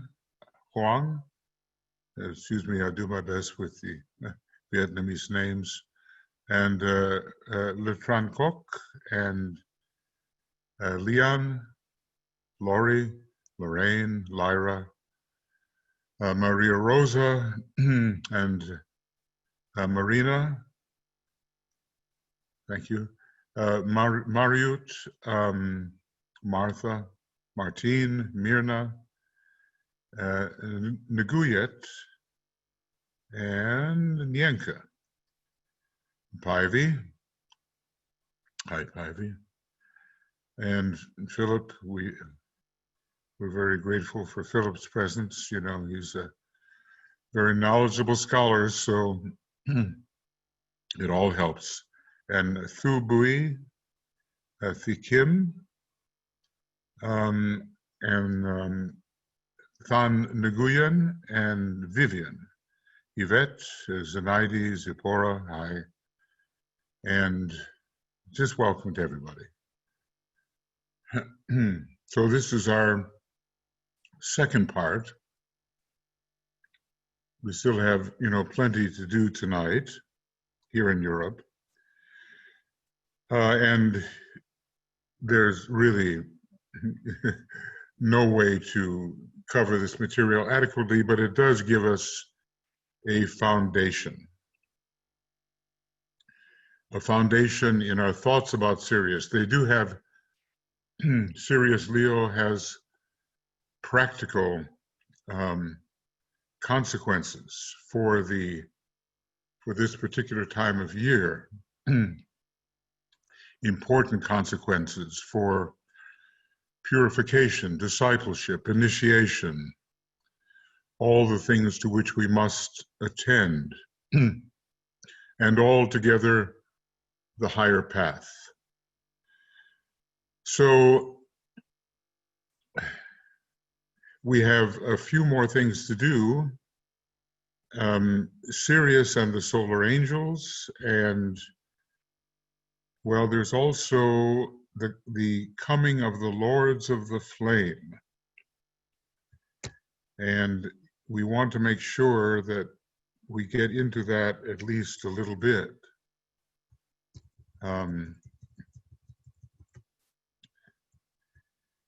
They are all quotations from Master DK. So maybe what I'll do here is that Tuya and I will read a little bit about the solar angels, and then we'll get into the Lords of the Flame as much as possible. We can vary it a little bit. There's more material here than we really can cover at this time. Excuse me, pardon me. So these are just some foundational ideas, and in a way we have been discussing them already, some of them. And I'll just put them forward. The fourth path on the way of higher evolution is the path to Sirius. There are 7 paths usually considered, and now there are 9 paths. And the paths in order, 1 through 7, if I can remember. The path of Earth service, number 1. Path of magnetic work, number 2. Path of the planetary logoi, number 3. Path to Sirius, number 4. A most mysterious path. He says, difficult to understand, maybe the most mysterious path. Path number 5, the ray path. Path number 6, the path of the solar logos, or to the solar logos. Well, actually, it's the path that the solar logos is on, and it goes to the cosmic Buddhic plane. Now that's a, we can barely imagine what the normal systemic Buddhic plane is all about, and yet this path leads to the cosmic Buddhic plane. And then number 7, the path of absolute sonship, which I think it does lead to the cosmic mental plane, but I do think it finally goes to the cosmic atmic plane. There are 2 more paths recently added, or methods whereby man can access the higher possibilities, and nothing about those paths are given except that they exist. So repeating the idea that those who are now our solar angels came from the previous solar system, the previous major solar system, because after all, the previous solar system was really the 4th and ours is really the 5th, although it is the 2nd major solar system. So they were human beings in the previous major solar system. We understand that they went to SIRIUS for training to become solar angels. They were among the highest developed human initiates of the previous solar system. Their training, the path to SIRIUS, proceeds along the line of the cosmic astral plane. The Christ and the Buddha have access to the cosmic astral plane at this time. And those who are members of the 8th degree can actually go to the cosmic astral plane via the figure 8, come back and go to the cosmic physical, cosmic astral. And finally, at our final initiation that we know about anyway, the 9th initiation, we refuse to participate in the cosmic physical plane, and we are beginning our journey on the cosmic astral plane and to other higher levels. So the 9th initiation frees us really to remain on that high level above the normal heights of our own spirituality. When the solar angels returned to the cosmic physical plane for purposes of service, they fell. Now, this whole idea of the fall of the angels has been made into some kind of sinful activity, but it was not. It was an act of service, profound service.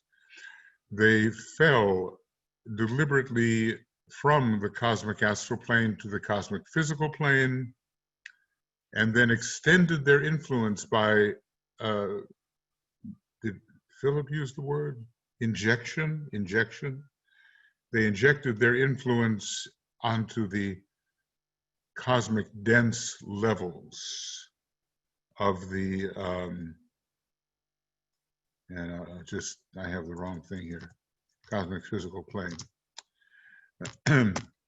Because so much of the solar angel is not invested in the causal body of man. Only a portion of the solar angel is invested in that vehicle that it has formed of the matter of the 3rd subplane of the higher mental plane. So, you know, well, not to get too technical, okay, but basically the substance of the solar angel and its formative power is what is giving us our causal body in this solar system, at least. And regarding the implantation of the spark of man or the spark of mind in animal man, it happened through the efforts of the solar angels in this solar system. Now, does anybody have anything you want to say yet thus far? It looks like Philip has something here. So just go ahead, Philip. Thanks, Michael. Can you just scroll back up again to the first couple of points? Point 2 and 3 was what I was talking about before with regard to the solar angels having that substance, that Syrian substance, which they carry on their path of return to the 4th path. And you mentioned that before, but just to confirm that's what I was thinking of. The fact that they went for training to SIRIUS to become solar angels is an amazing statement, and I can only imagine what that entailed. I'm not sure what book that's from, that particular information. Well, we know that in our solar system they do that, and we know that from the previous solar system it was a very advanced humanity that undertook to become solar angels. We know our solar angels come from the previous solar system, and we know that SIRIUS is always the place of training. So for that. So I don't think there's any coherent sentence that says it, but if you put together the information, that's the likely hypothesis.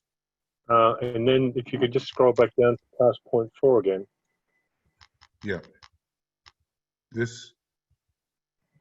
Yeah. This is the point of individualization, and you may get to it later, but there was also a refusal by a third of the monads to incarnate, and which of course resulted in sin of the mindless, so-called. Yep. Yeah, that is, and then DK explains how it wasn't really, that's ambiguous, how it wasn't really a refusal, it was something to do with electricity, and something like 2 positives or 2 negatives. In other words, the electrical conditions were not right. Well, but it's true. Yeah, go ahead. Habitations were too coarse. The monads said that they were too coarse for their highly refined sensibilities. So that was their excuse. You can almost see the danger coming. You know what I mean? Yeah. What part of that was pride? What part of it was not going with the plan? What part of it was inevitable? What part was misinterpreted by the interpreters as a refusal, putting it in human terms, The whip of the angels, that kind of thing. Yeah, say it again, Philip, sorry. What with the angel? Biblical rebellion of the angels. Oh yeah. I mean, the whole idea of the fall and paradise lost and all of that. It's the ones that actually fell that were doing the service. That's the interesting thing with this esoteric reversal. Yeah. Well, we should read that again. It's been a while since I've studied that part about the refusal, but I do remember him discussing the sort of electrical impossibility of it and how it wasn't really as if it had to be, he was talking about it was not just some kind of prideful Luciferian refusal to do something, it was something else. Nevertheless, it worked out in the trapping of individualized early humans in vehicles completely unsuited for them. And the anthropoid apes are examples and so forth. Yeah, that's an amazing story and very different from the Darwinian story. And you can only imagine how long it would take what kind of explanations would be needed to take either the religious dogmatic people or the dogmatic Darwinians and present this kind of point of view. It's a long way from that. Okay, now look, these are just my summaries here. These are not quotations from DK. Later there are quotations from DK. So thank you, Philip. Anybody else that wants to say anything about these first 6 points before we get into the next very interesting, very interesting section? And let's just admit it, Cosmic Fire was written for initiates of the 3rd degree and beyond. Because, we can even see certain of the masters benefiting from what is said there. DK is considered to be the most learned of this particular group of masters with which we are associated, I suppose. And if the masters can study the 3rd and 4th book of the Yoga Sutras, there's a lot in Cosmic Fire that, especially with the stanzas of Dzyan, that are going to give them the hint that we will completely miss. So it's a profound, profound book. And, you know, nobody here is claiming to be an initiate of the third degree, and the claim would negate the possibility anyway. So what can we do? How can we benefit from this advanced material? And I just think that if we couldn't benefit, it wouldn't have been written.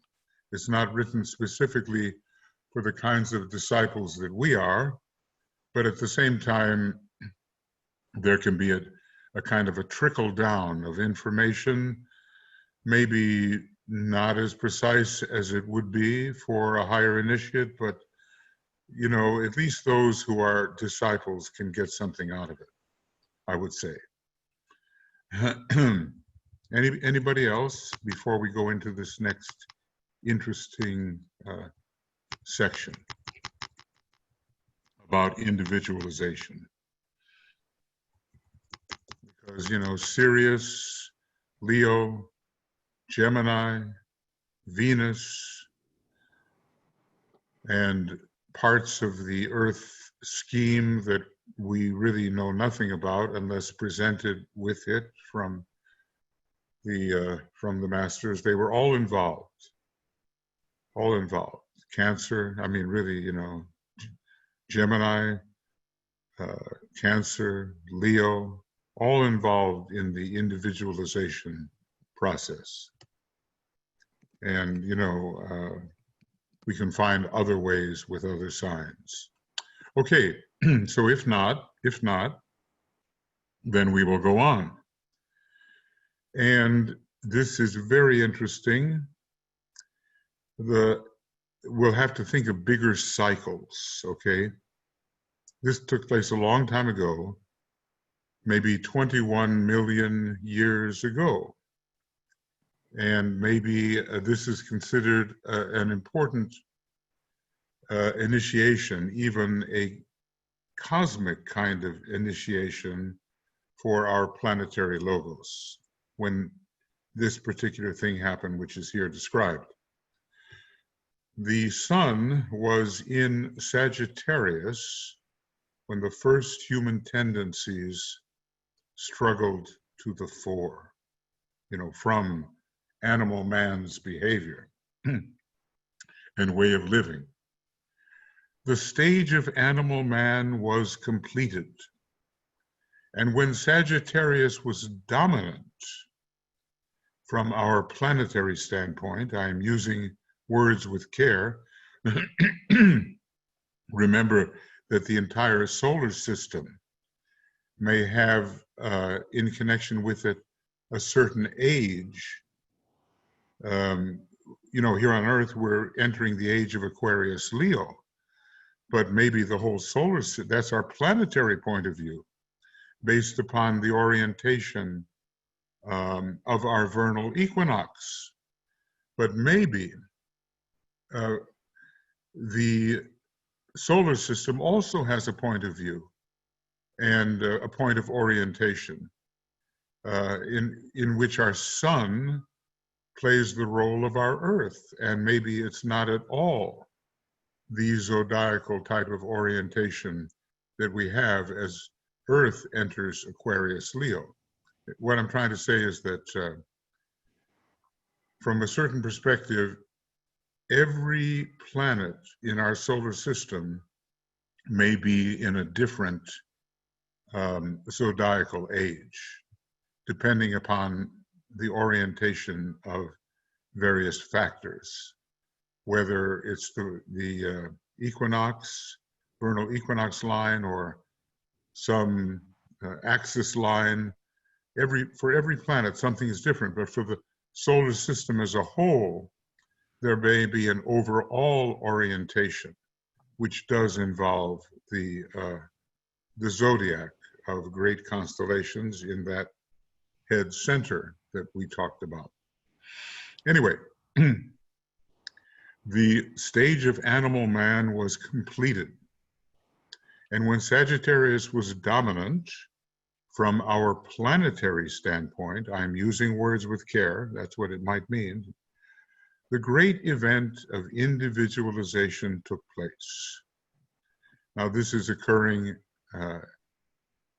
in our planetary scheme, the Earth scheme, on our planetary chain, the Earth chain, and on our particular globe, which is the fourth globe. And remember, the fourth globe is not just a bunch of dirt and rock. The fourth globe is an entity going all the way up to the monadic plane and beyond. So we have three different kinds of entities involved when we talk about the Earth scheme. We have the entire Earth scheme entity, which we call the planetary logos. Then we have 7 or even 10 chain lords, all of whom have the higher principles. And we have the globe lords, who also have the higher principles. And they are of lesser development, of course. Okay, but the individualization took place, but the brain of the human being failed to register what had happened. And that's 21 million years ago, okay? And the old commentary has a comment about it. The sons of God shot forth like arrows from the bow. The forms received the impulse, and lo, a God was born. The tiny babe, in consciousness, I suppose, the tiny babe knew not the great event. So that really merits pondering, because even though individualization had occurred and the link between the solar angel and the animal man had been at least initiated, the consciousness within the human becoming animal man didn't know what happened. But there was a huge number of deaths of the form at that time, we're told, and great electrical storms, and it was not an easy thing. This took place 21 million years ago. Cycles passed, and when at a later date the sun was in Leo, approximately 18 million years ago, and sometimes we say 18.5 million years ago, the first instances of coordination between the brain and the mind took place, and the human being was definitely self-conscious. And, basically this fits, doesn't it? Self-consciousness under Leo. So Sagittarius starts it going, and, having pervaded the entire universe with a fragment of myself, I remain. The solar angels can say that. A fragment of themselves went forth and pervaded the little universe of man with their presence. He registered his individuality. He knew he was separate, okay? Now, at this time, at this festival, we are practicing identity. Leo is the sign of identity. We're practicing, I hope not, I am the personality, I am. We're practicing I am that, I am the soul. Some are practicing maybe I am that and that am I, the monad.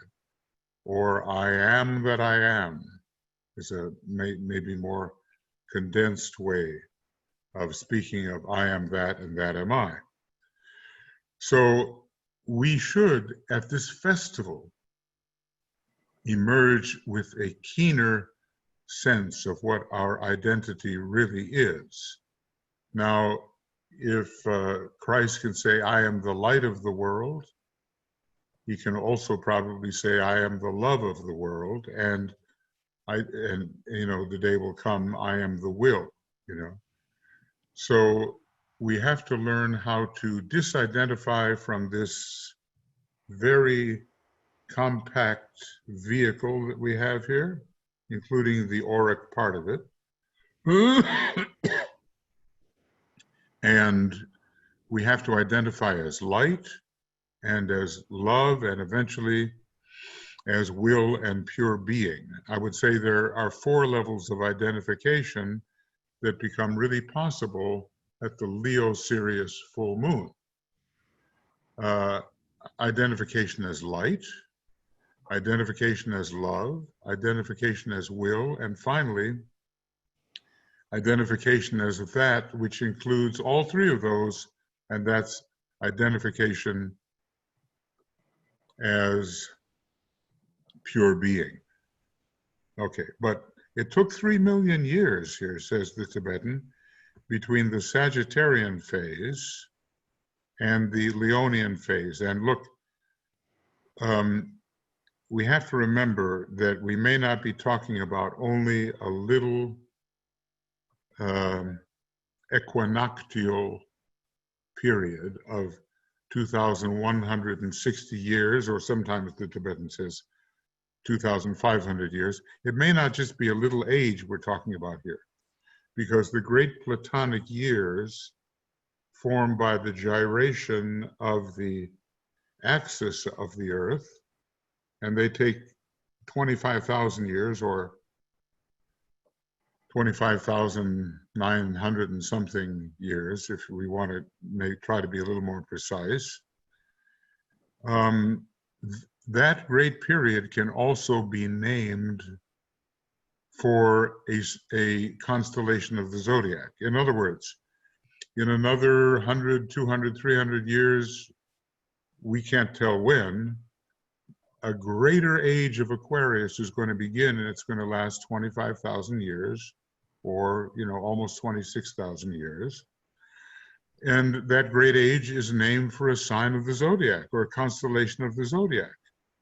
So when we're talking about the sun being in Leo, or when Sagittarius was ruling, etc., we may be talking about a greater age, a long time.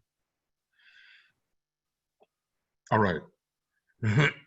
So 3 million years after the arrow of presence, of solar angelic substance, of solar angelic consciousness shot forth from the bow, then animal man, now becoming more and more human, realized that he was. He registered his individuality. The figures for the first date, though exactness is not possible in a system of mutation such as ours, are 21,688,345 years ago from the time this book was written in the 1930s. And I have a friend who actually sat down to try to calculate all of this out, and he has also a record of when the book was completed. The publishing date is something quite different. That's when it finally hits the press, but it's distributed as lesson sets earlier on, and from the time he had written this particular section of the book, it was that many years ago. And there's also the possibility that these numbers may be somewhat symbolic, but they certainly do tend to look rather concrete. It was a long time ago. And when we say 21 million years, we see another 688,000 involved. So the masters are not going to give us the real figures or a point from which to reckon. These figures are useless at this time, for they can neither be proved correct nor incorrect, but people, of course, can have a hypothesis. And it suggests that at a later time they will be useful. Okay, later, when later investigation will prove their usefulness, when the nature of time is better understood. Sagittarius governs human evolution, for it symbolizes progress towards a conscious goal. Leo governs the human consciousness in the human kingdom, for the energy pouring through it, through Leo, enables a man to say, I am. And more than that, I am that, and I am that I am. Or I am that, and that am I. So this is a very interesting series here about how Leo is involved in really awakening man to his own individuality, and how it is that Sagittarius was instrumental in getting the process going. Now, a few days ago, we studied the triangle in this order: Leo, Sagittarius, Aquarius. It had a different kind of meaning because it was progress from individualization until real group service. But at least it involved two of the major signs that are given here, Leo and Sagittarius. Okay, now that's what the Tibetan has said in this paragraph. Is there anybody that would like to comment or offer a thought about, or a question about this particular paragraph from A Treatise on White Magic, page 440 and 441?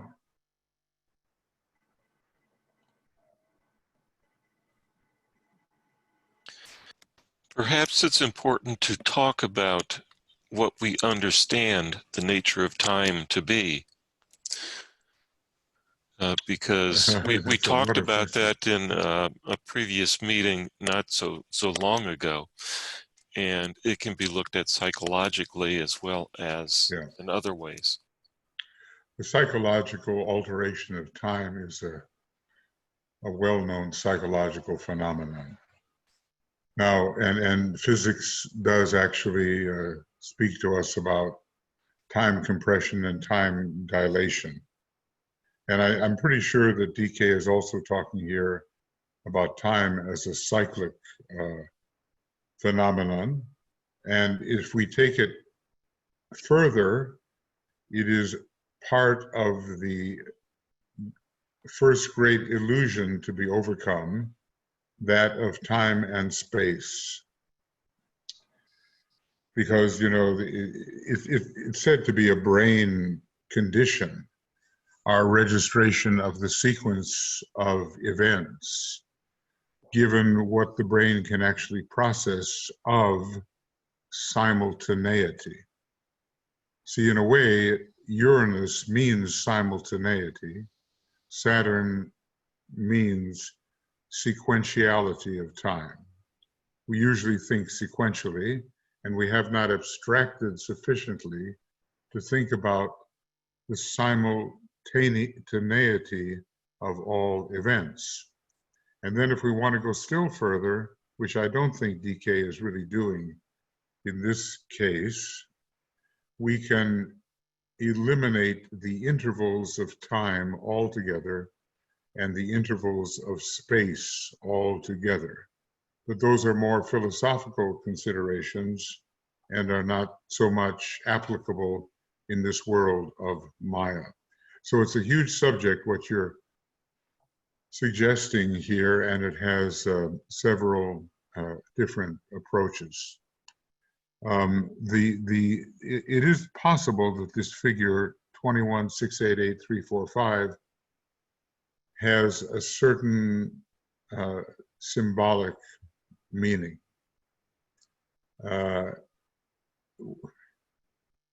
You know, and then you get into esoteric numerology about it. But it's also possible that if we knew what he calls the time that he wrote that section, this section. And we could trace it back that many millions of years, that it would have a more literal meaning as well. So frankly, we're just not in a position, as he says, to prove it right or prove it wrong.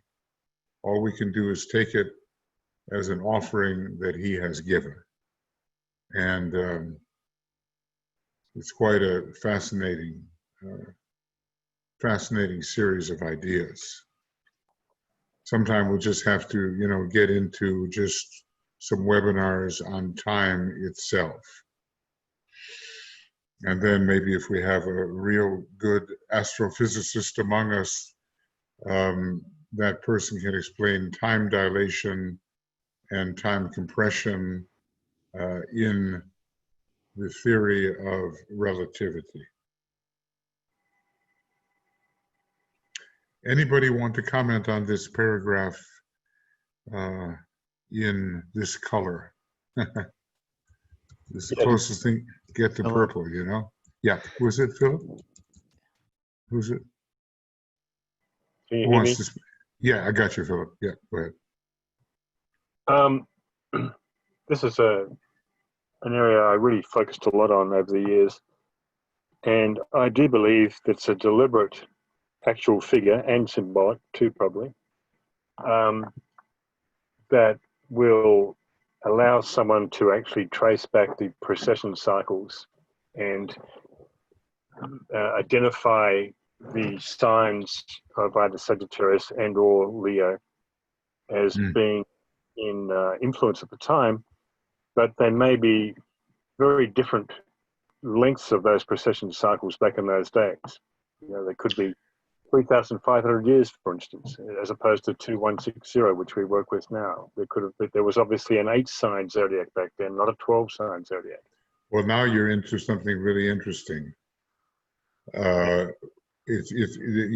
we say there's an 8, a 10, an 11, and he does say that, is it a question of appreciating or being able to register certain constellational energies and not register others?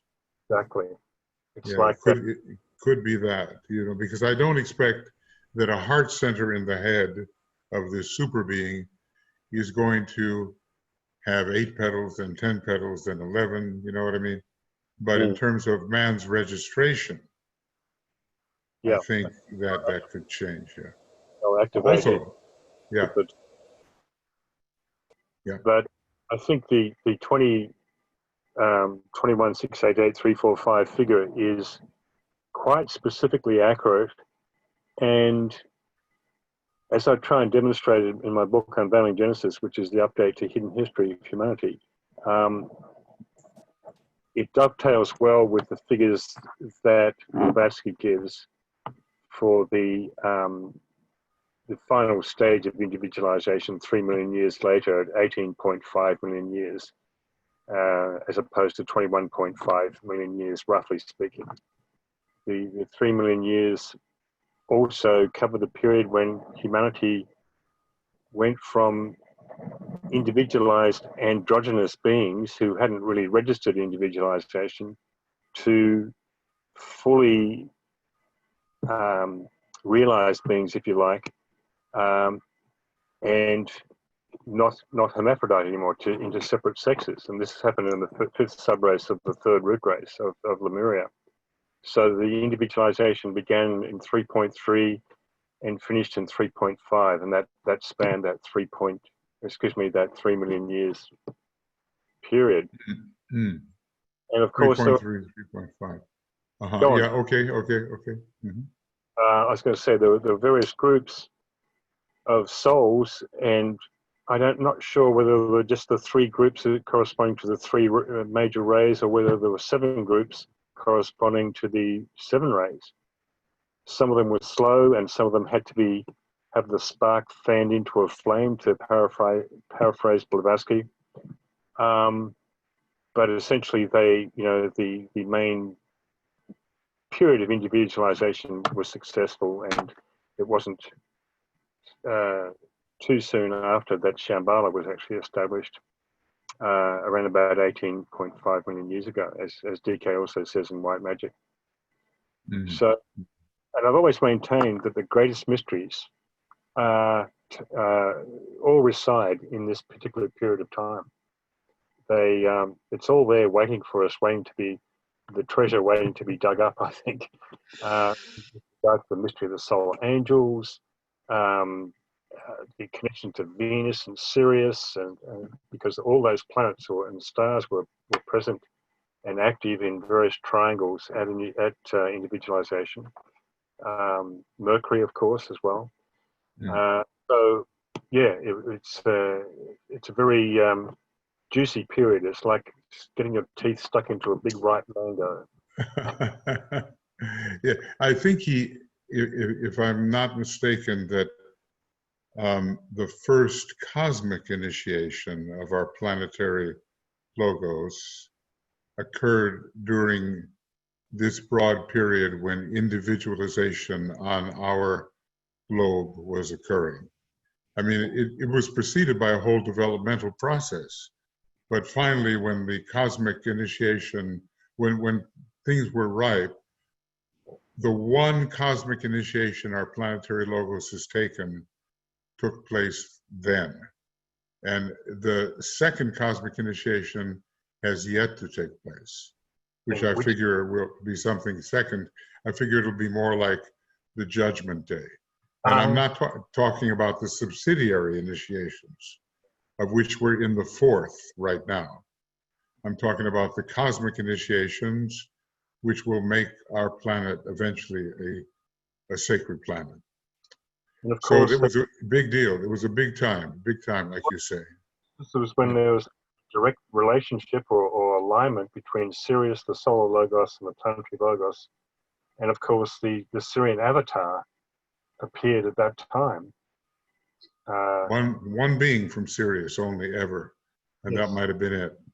And he says something to the effect that covers in the blink of an eye the whole of human civilization. Amazing. Yeah. So as you say, we've been talking about the Sirius mysteries, and the mysteries of the solar angels closely related to that whole thing. And the coming of the Lords of the Flame, when the Lords of the Flame are listed as Kumaras and not simply as solar angels. And those three kinds of mysteries present something rather impenetrable to us right now, but still, fascinating. And that's why he tells us, I think, if I remember correctly, that the most mysterious path is the fourth path to Sirius. And we have to bring our imagination into bear with so much of this information. I mean, if you just imagine the 107 or 108 Kumaras who came from the Venus globe of the Earth chain at the appointed cycle that was, karmically destined to unravel, and for the Earth globe of the Earth chain to be seeded at that time is an incredible thing to consider. And that out of those 108 Kumaras, 101 returned to whence they came, and 7 remained, including Sanat Kumara. And it's That's interesting. That's interesting. And the return was not immediate, but as their places were taken by whatever man could fulfill. But they to create individualization, and of course to destroy the animal kingdom. And this was the true death of the dinosaurs, which exoteric science places at about 60 million years ago. But esoterically, it must have happened at individualization, 21, almost 22 million years ago. Then we do have a problem with timing, don't we? We're far apart with the, I don't know what they use to determine the age of the dinosaurs or the kinds of dating they use, but it's quite different from esotericism, that's for sure. So it's fascinating, you know. Maybe there is something to the Flintstones, you know. Anyway, good. So, what now? Did you say that your hidden history of humanity has been succeeded, or that it is the succession following the earlier book? I updated it several years ago. Unveiling Genesis is Mysteries of the Root Races and Cycles is the vastly updated version of the Hidden History, which came out in 2005. And it's the companion to the video Hidden History of Humanity. It's got much more explanations, diagrams, tables, pictures. I'm much happier with that version than the original Hidden History, which I never really was satisfied with completely. Yeah. Well then, in the future, they'll say, well, have you studied Blavatsky? Have you studied Bailey? Have you studied Lindsay? Okay, so you'll be numbered among the sources. Thank you, Philip. Well, I wrote it as a study manual for myself, and hopefully other people can benefit from that. I know that if people have the patience to really, you know, be careful in their reading, they'll benefit tremendously. Okay, so is there anybody else that wants to speak about this sort of fuchsia-colored paragraphs? Otherwise, we can move on.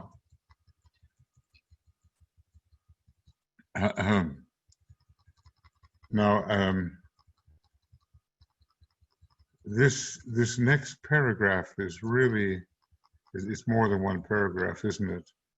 And it's really, really juicy in its own way. Tuya, did you have something you wanted to say? Yes, many things. But they have passed.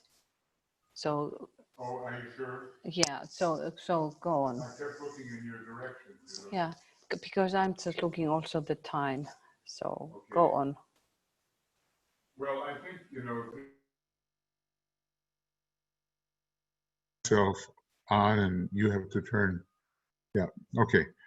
We will have time to cover this paragraph at least, and maybe not too exhaustively.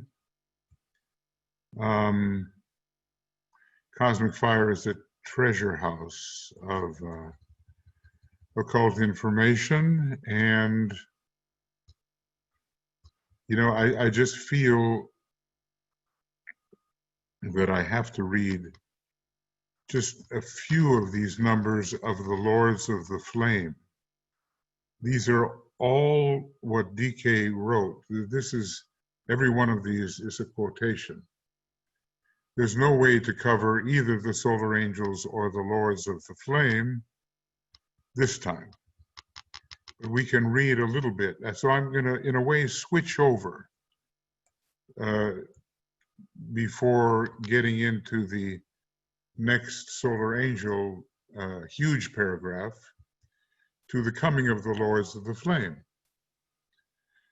And remember, this is a term, Lords of the Flame, that is used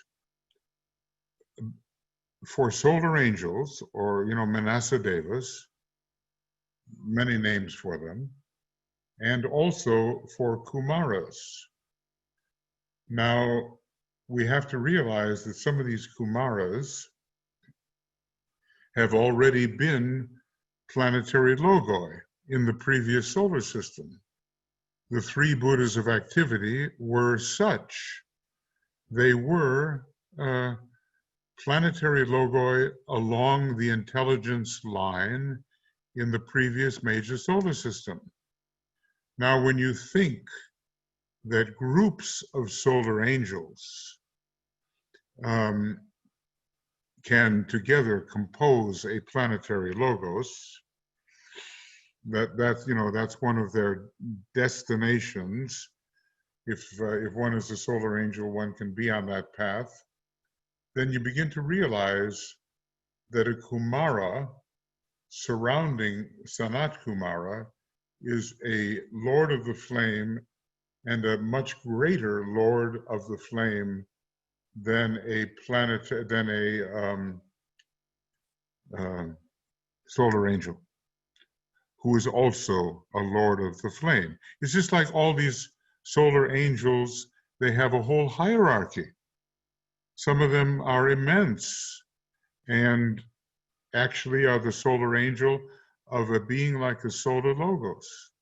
And others have much lesser scope, and they're all called solar angels. So just the way humanity has a hierarchy, and there are all kinds of different rankings of men in the human hierarchy, so it is with the solar angels as well. And he does, divide them into different categories, and they have different functions. And let's say, give you an example,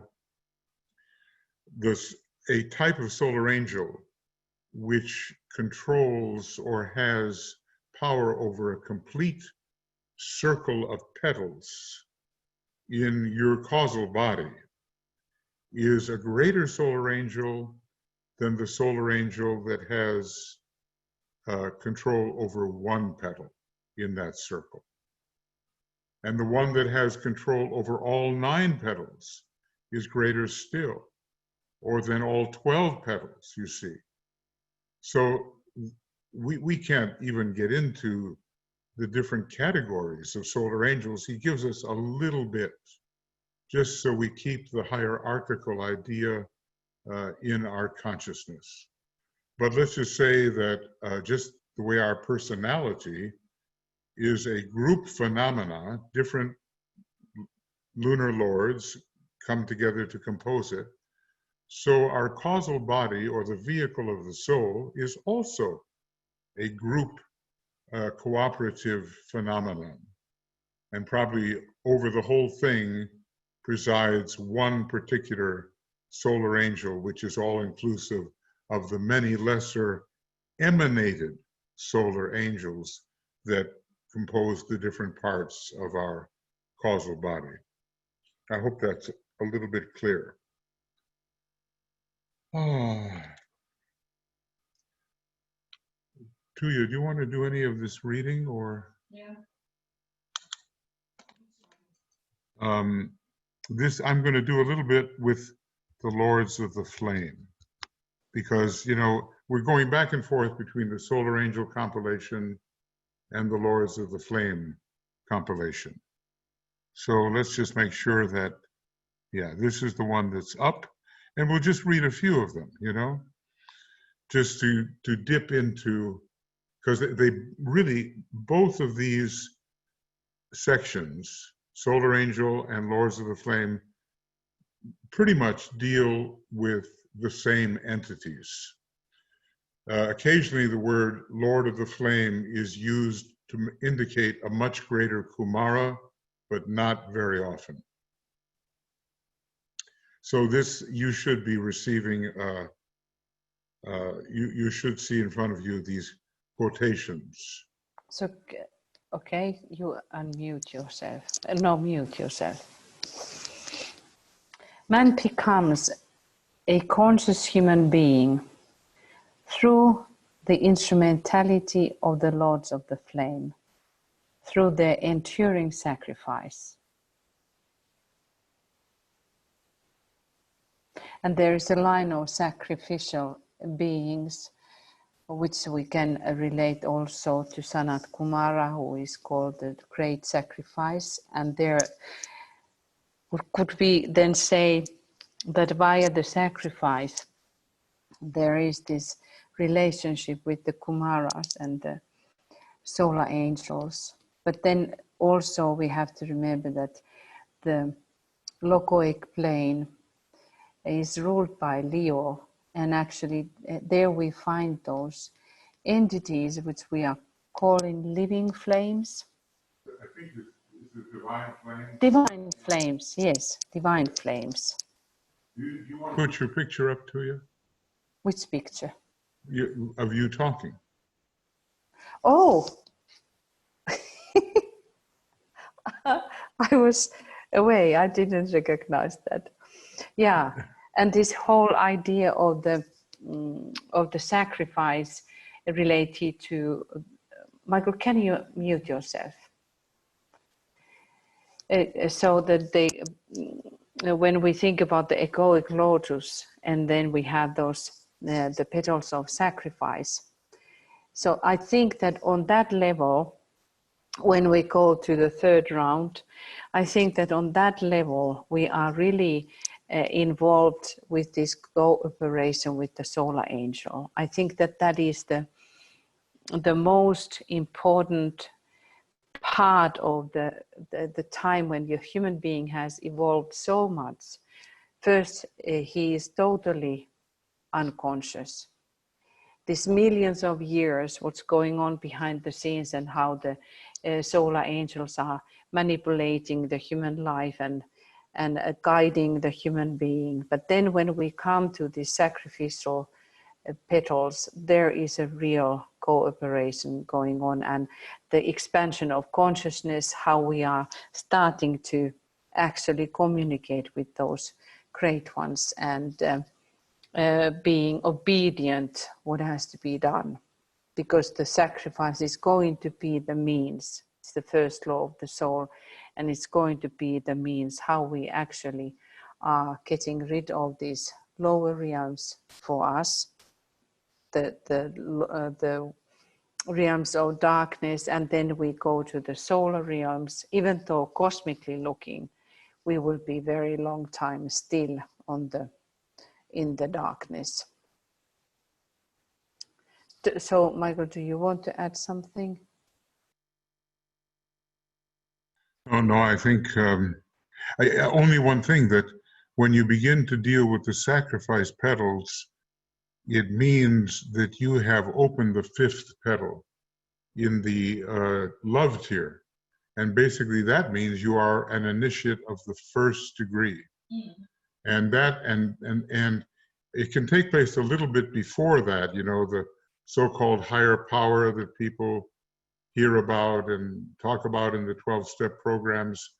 But it's in the later part of the fifth petal, as it opens up, that we begin to have a little bit of activity in the sacrifice petals. And then we're really caring about what the solar angel sends to us and how we respond, as those sacrifice petals are opening up for the first, second, and third initiations. Yes, when we think about the first initiation, that the initiation on threshold, majority is unconscious still, but there is a heart development which is becoming purer, and in that sense is able to respond to the divine life a very primitive way. That's why it is called the first degrees, the babes, because the baby is baby in that realm. Even though as a human being they can be very advanced, but spiritually they are not, and we are still unconscious. But I think that the more we go towards the real sacrificial way of life, then we start to communicate with those divine beings, lords of the flame. So shall I? Okay. I would just say that, very briefly, that in the hall of ignorance, the outer petals, there is no higher self. There may be God out there, but there's no higher self in you. When you enter the love petals, it's the beginning of having two selves, the pairs of opposites, higher and lower.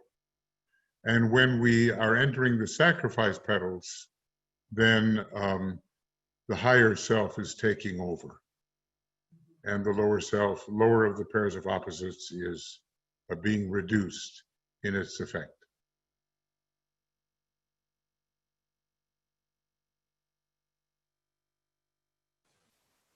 Turn your mic on. Can you put this? I'm muted. I am muted. Okay, I have something in front of me that I cannot read.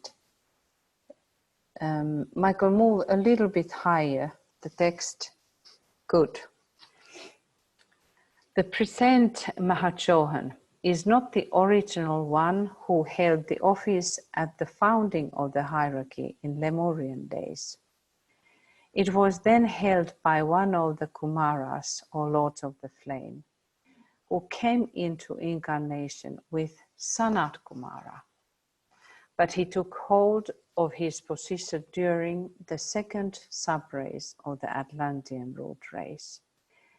I let the Vietnamese to translate this because this is not easy idea. You want to go ahead?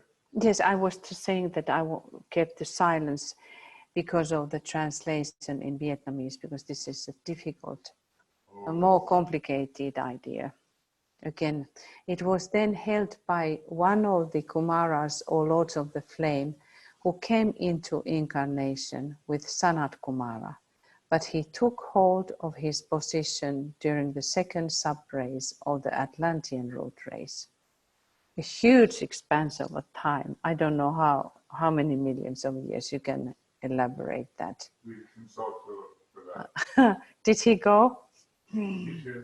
Okay. He had achieved adeptship on the moon chain, and it was through his instrumentality that a large number of the present more advanced human beings came into incarnation in the middle of the Atlantean root race. Karmic affiliation with him was one of the predisposing causes, thus making this eventually possible. Wow, this is a... Right, so... This is a wow paragraph. This is and this is the paragraph which equates the term Lord of the Flame with the Kumara, who is a very advanced being. Remember, our three Buddhas of activity, who are not even the esoteric Buddhas, the esoteric Kumaras, were, to your honor, were planetary logoi. They were planetary logoi in the previous solar system. That's how advanced a Kumara can be. In the initiation, human and solar, where he is describing the establishing the hierarchy on Earth, he said how in the beginning in the hierarchy there was nobody from the Earth chain. And that's why these many great beings were looking like our baby situation and came like the godparents for us. So that when we think about that, did we then have like a lower rank of beings? Because this looks so high and advanced that when our so-called our hierarchy started to appear, so they are in lower rank than in the beginning in the hierarchy, right? This is great. When our spiritual hierarchy began to appear, and it appeared with moon chain humanity first. But really the Lords of the Flame, who came with Sanat Kumara, 107 plus 1, they were the members of what was a mixture of Shambhala hierarchy. And gradually their places were taken by the moon chain humanity. And now there are places being taken by even advancing earth chain humanity. So the Lords of the Flame stayed around for quite a while. But I mean that when we think about the beginning, so that those who, or if that is true, that the Kumaras, they are in higher rank than when you think about the masters. That's true. And not only that, but the Kumaras have their own hierarchy. See, we can't say that all solar angels are alike, all Kumaras are alike, all planetary logoi are alike, all solar logoi are alike. No, there's a whole hierarchy there. And our particular solar logos is kind of right in the middle with the color yellow. But what about those brilliant blue-white stars, you know? They're much higher in the rank of solar logoi. And so it goes with Kumaras as well. So basically, yes, the ones who started it all and who came like godparents, as you say, were more advanced than the ones who took their place. But gradually, humanity is taking over the place of the original hierarchy. Yes, because like this idea, if we think that the master is the first degree, meaning the third, like the third initiate in Syrian rank, right? A master, a master is a 5th degree Earth, 1st degree Sirius, and 3rd degree solar. You know, it's a transfigured solar initiate, 1st degree Sirius, 5th degree man. Ah, because I have always read that. Exactly. So think about that. So even our master, who is the leader in the ashram, is in so low rank, like the 1st degree in Syrian system. Yeah. But then but the Kumara himself is even higher than. Yes, it's a huge much higher. So in that sense, that when we think that like our aspirant would be leading our hierarchy, or average humanity would leading our. Something. I'm sorry, Philip. Go ahead. I was just going to say, just 2 years speculation before about how many million years ago that happened, and I locate or I pretty much figured out the time it was about 15 million years ago, a few million years after individualization or after the completion of individualization, and after Shambhala had been restored, established, plus the fact that he came in the second subrace again brings in this second aspect, energy. Yet he's setting up shop, so to speak, for the massive amount of third ray monads coming through from the moon chain, who came in the third subrace of Atlantis, which of course overlaps the second subrace.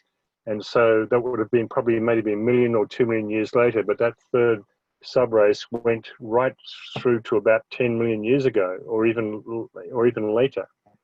So these, as I show in my book, these subraces have massive overlaps with each other, because the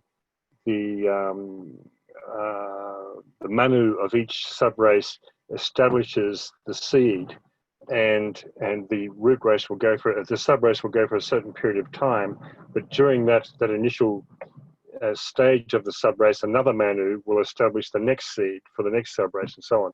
But essentially, he came in around about 15 million years ago, and the whole period of the third subrace represented bringing all the moon chain karma in to the earth chain.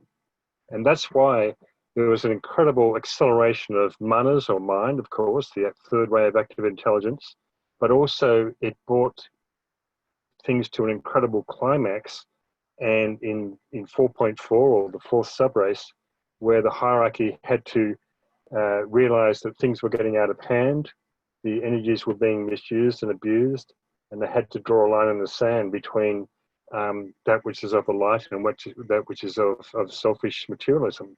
Of course, hence the war. We're recapitulating that period right now, but that's essentially the kind of a brief overview of that incredibly important period that was for several million years. So Philippe, when you were saying that when did you say that establishing of Shambhala was completed or something like that? What does it mean? Do you mean about that when Shambhala was appearing in Gobi Desert, or how Ibis is related to that? Well, Shambhala and Ibis was established around about 18 million years ago, 17.5 million, 18.5. I think there were two dates. I think Ibis is 17.5 million, Shambhala about 1 million years before that. It's funny that we're talking in these huge time spans as if it's very commonplace. And so, yeah, Temple of Ibis in South America, in the middle of South America, and in fact, in the middle of Brazil, 17.5 million years ago.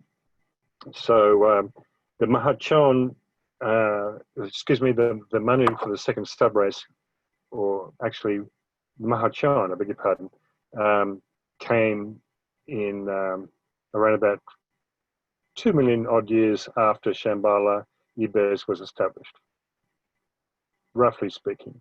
I have the exact figures in my book, but I'm not saying that they're written in stone, they're perfect and they're accurate, but they're reasonably close, I think.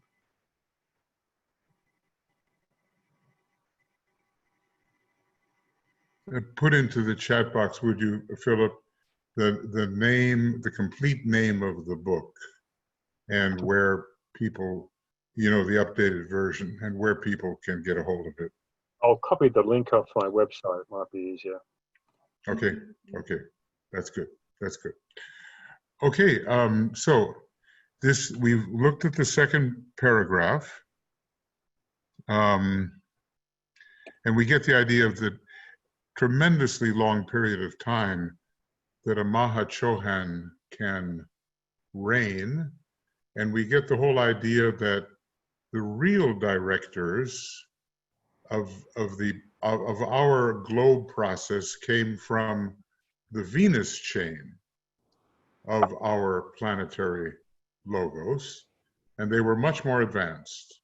Everything about Venus and that reflects Venus shows extremely rapid progress. And they came to our globe and to our chain, and they established a method of elevation for the Earth humanity, for newly individualized Earth humanity. And we've been trying to follow those laws. Now, basically, we've been told we were left a system of perfect laws under these God kings, but we rebelled against them. That Earth humanity rebelled against the laws. So it starts out with beings of a caliber of a planetary logos sacrificing themselves to assist Sanat Kumara, and then gradually other types of beings take over and fill in their positions. And now the progress is continuous in that way. And now even Earth chain humanity has found some positions within hierarchy. Okay, is there anything else in paragraph 2 that we want to look at? It was very eventful, and I'll tell you what, people of our type who are avid students of the esoteric wisdom and can be considered among advanced humanity, all of these Atlantean events from the third root race on are not, they're buried in our subconscious. We were participants in all of this. Exactly.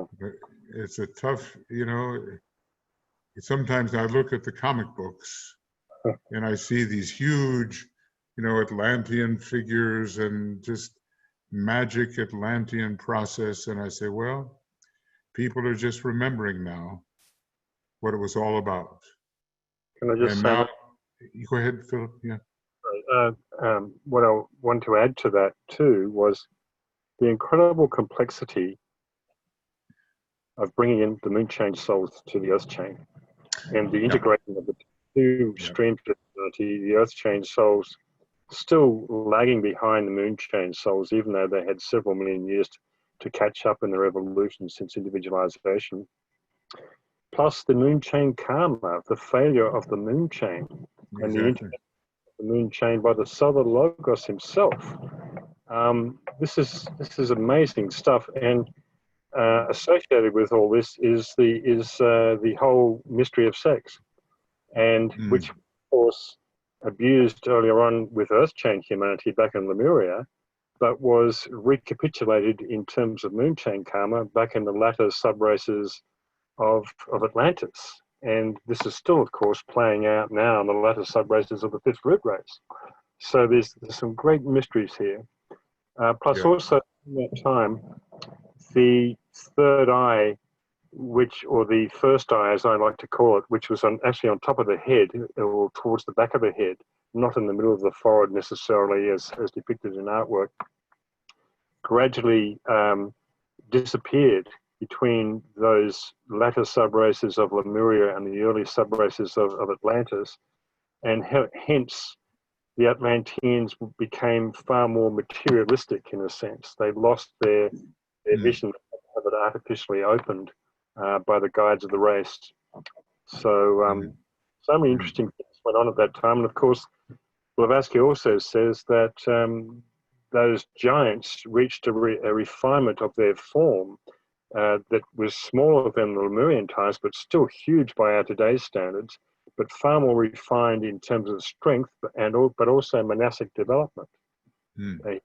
She talks about these great giants of towering strength and glory, or words to that effect. The beauty is also a word, isn't it? It's hinted that they were the perfect specimen, you know, and she even says, "We pygmies," she says. You know, I mean, in other words, we've shrunken so much in our stature, that she likens them, you know, to the small people that we have still with us. And she says, compared to them, we are like the pygmies.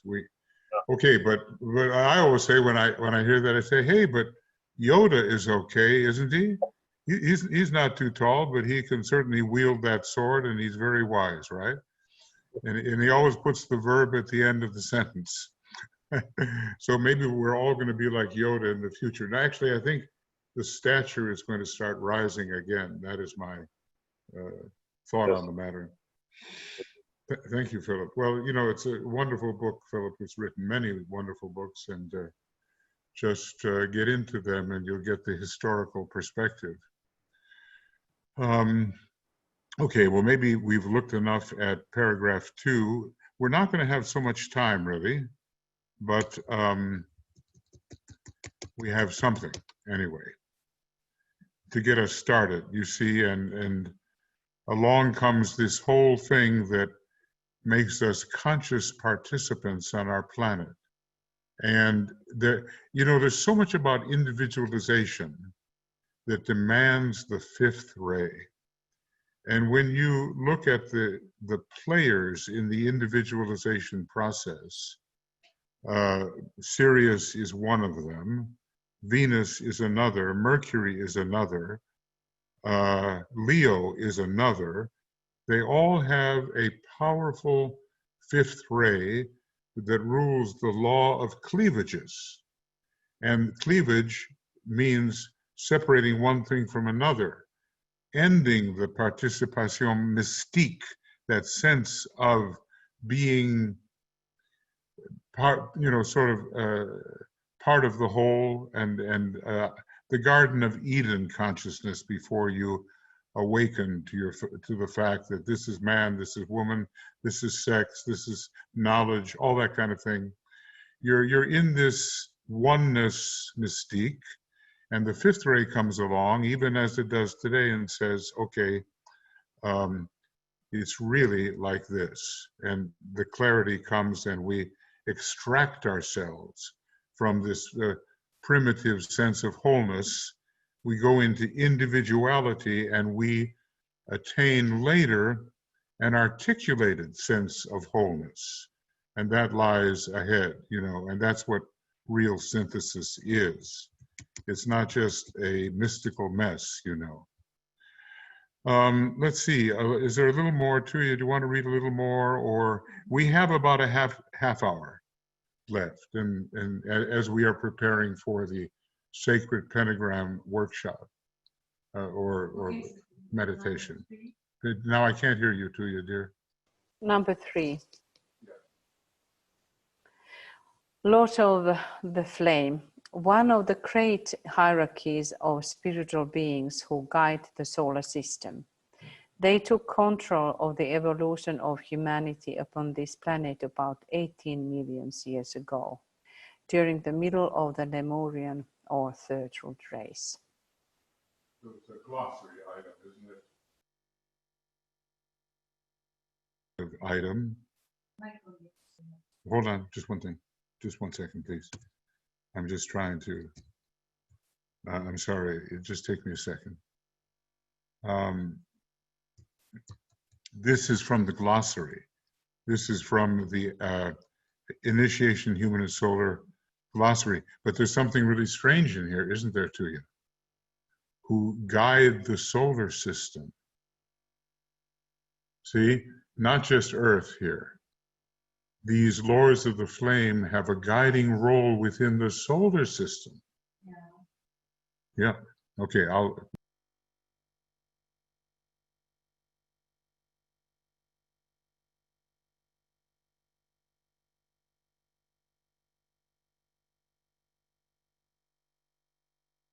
Of course. So I suspect it is uneasy thing now.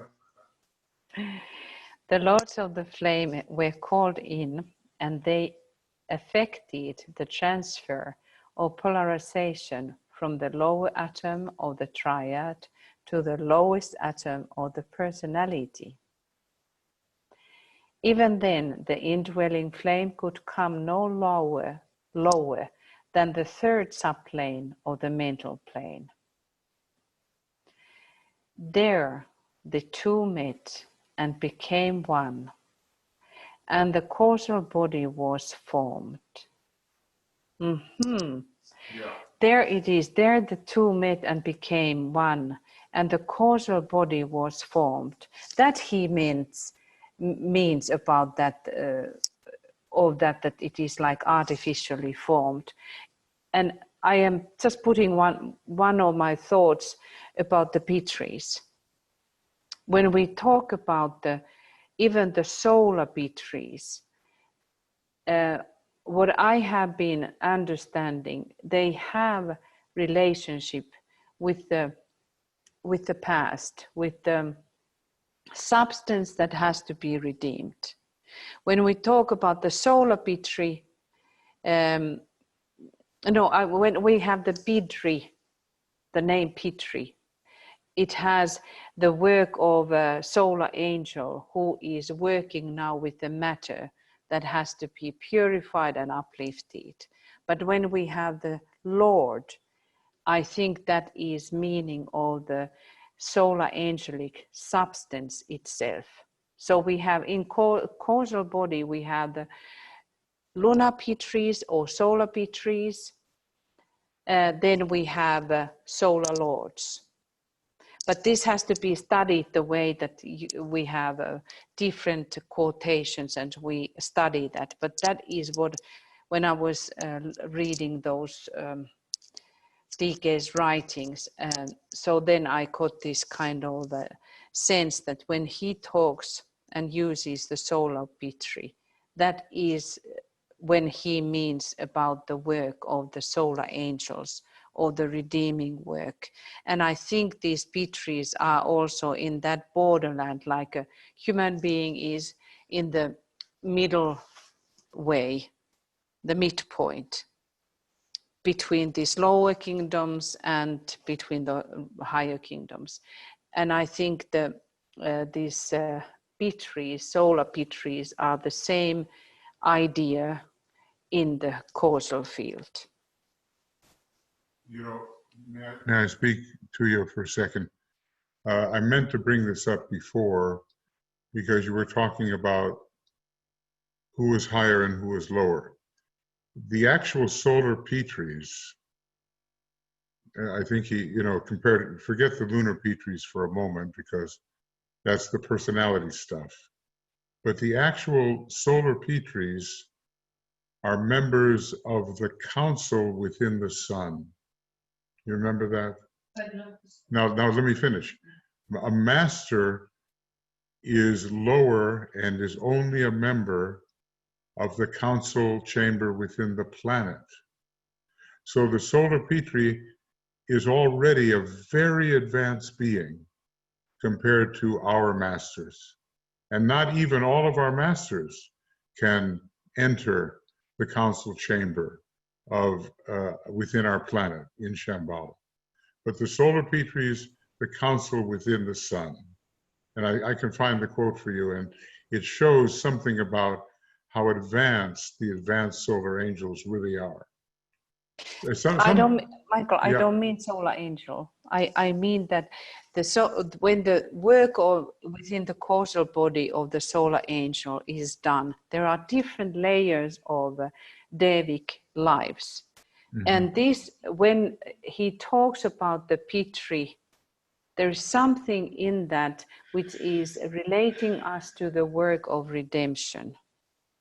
Well, solar angels too, wouldn't you say? Yes, but he uses words solar Pitri, lunar Pitri, solar Lord, Manasaputras. Michael, you are open. So, but the same way like we have here, that Lords of the Flame can be connoted to the Kumaras, but then it is clearly also solar angels. So the same way in those words, there is something hidden and veiled. It is true that there is this tabulations where he is using the words solar Pitri, which is directly related to the solar angel. But as I said, we have to find those quotations and read them one by one, because there is something hidden and veiled in those words. So what I just found is he makes an equivalent between solar angels and solar Pitri. Sometimes he does that, but that's not to say that one cannot see. There are certain terms that are equivalent. Manasadeva, solar Pitri, solar angel, but sometimes it seems that there is a difference which has to be taken into consideration, which is what you are talking about. So again, that's our problem, to make the distinction. Because this, what was just taking me into that thought was that the two met and became one, and the causal body was formed. That was the thing what was making me to just have this. And me too, I stopped and said, what is the two? And I thought to myself, this is difficult, but it could be the substance of the third subplane of the mental plane and the solar angel, solar Pitri. Those can be the two. See, so I said, what really are the two? I was questioning myself. Anyway, I believe you're correct that we have to investigate these terms. I know an individual who's quite advanced in the teaching, and basically he says, well, there's a big difference between a planetary logos and a heavenly man. And sometimes there is, and sometimes there isn't. And we just have to look at the distinction. And that's one of the methods of blinding. You know what I mean? DK uses different terms for the same thing or the same terms for different things. He does that. Okay. Right. So then, all in nature is interdependent, and the indwelling thinker cannot control in the three lower worlds without the aid of the lower self. That is the mystery. The life of the first logos must be blended with that of the second logos and based on the activity of the third logos. Mm-hmm. So the first logos is monadic. The second logos gives form. And the third logos is activity. It gives differentiation of matter. So the third logos acts first, the second logos acts second, and the first logos acts third. Now, when we try to contact our monad now and the spiritual triad, we are trying to contact the first logos. Yeah.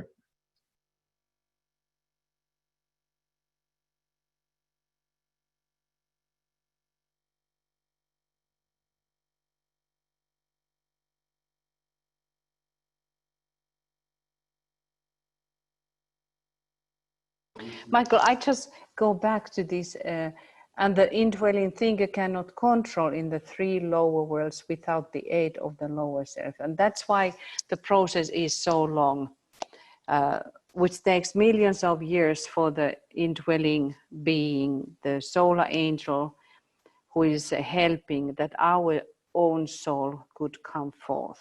So, and this is this difficult subject of the soul. What is the soul itself? Because when we think about our soul aspect, is that we have our soul, or we could say that we have the causal field, which we sometimes call soul as a soul. Then we have the real soul, which is the triad. But then we have the solar angel, which is affecting as well, which has merged within. And from the solar angelic aspect point of view, we are the lower part for the solar angel. And then we have still even lower part, which is the lunar Lord. So these terms are so huge that we have to really think many times and trying to find our ways to distinguish those tiny streams within us, that how to build. And if you think we have, when we build Antakarana is divided into three. Yes. Soul is a factor that we might simply call consciousness. And so there are so many divisions of soul, just like there are of consciousness. But we human beings, we tend to look at the consciousness found within the vehicle of the soul, which is the causal body, as if it were the soul. And for practical purposes, in the beginning, that is true. But when we really have soul consciousness, I tried to explain a little earlier, it is the projection of monadic consciousness down onto the second subplane of the higher mental plane. It is the angel of the presence projected into the causal body by the solar angel, and it is the master's consciousness that we become an outpost of the master's consciousness. And so our soul is all three of those together. And when we have the ability to extract ourselves and live on the higher mental plane, which means successful meditation, then all those three streams are active. But that's quite a high stage, you know. Normally, we just get some kind of impulse from some higher thing on the third or second subplane of the mental plane. Later, when we are becoming a higher initiate, all three of those things will really be powerful streams. I wonder, is there anybody now that would like to, we've been reading on the Lords of the Flame a little bit here. Did we read Heike's? I'm sorry, dear? Did we read Heike's comment? In the chat. I can't really hear you, I'm sorry. Did we read Heike's comment? No. Oh, okay.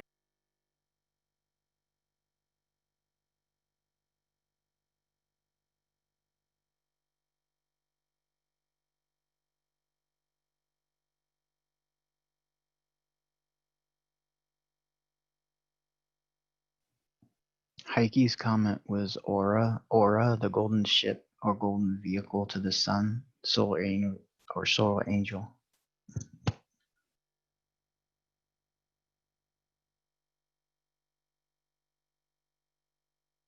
The radiation of the self. AU always is going to symbolize our selfhood. And the aura, or ray, in a way, you know what I mean?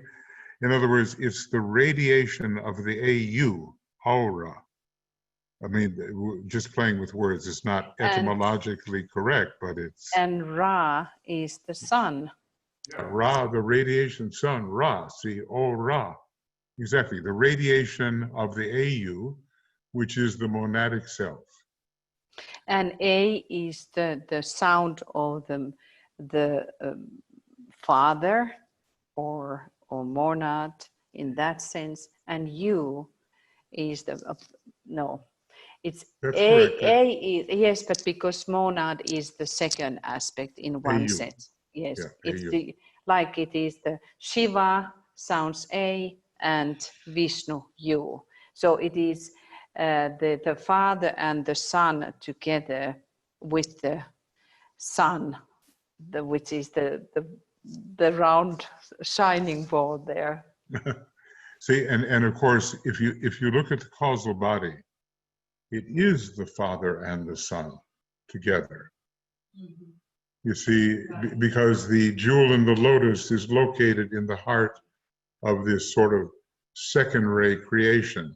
Now, I'm not really excluding the atomic triangle. It has its place at the bottom of the egoic lotus.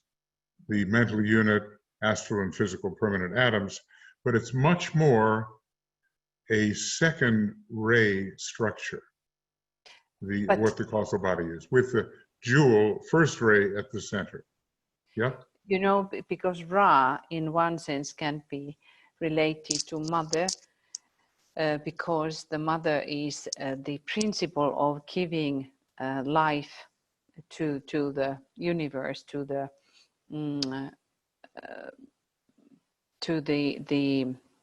what is that? Planes.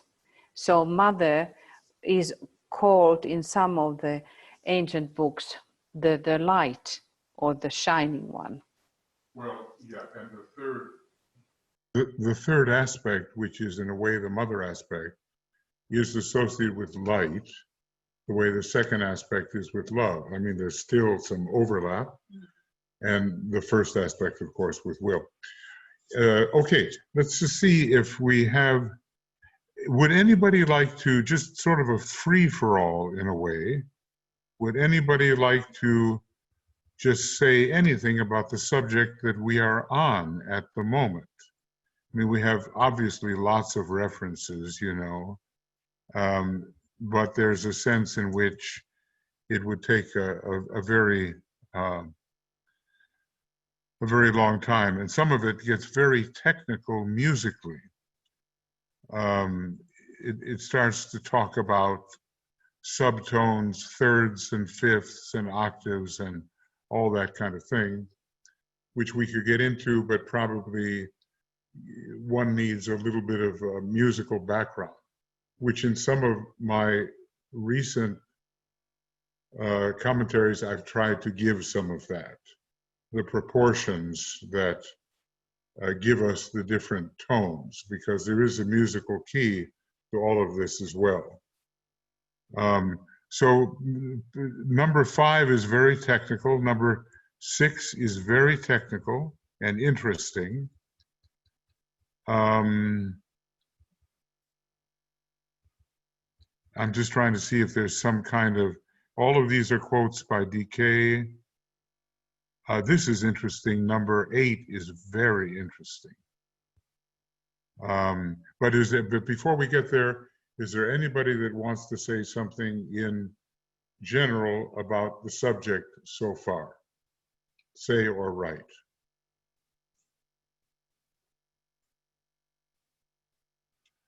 I mean, like, why are we doing this, you know?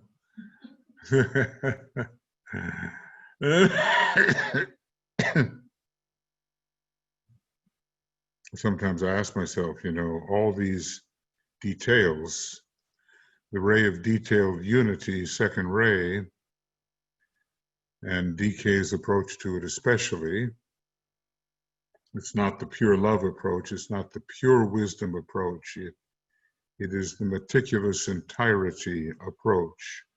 Why are we doing all this? And,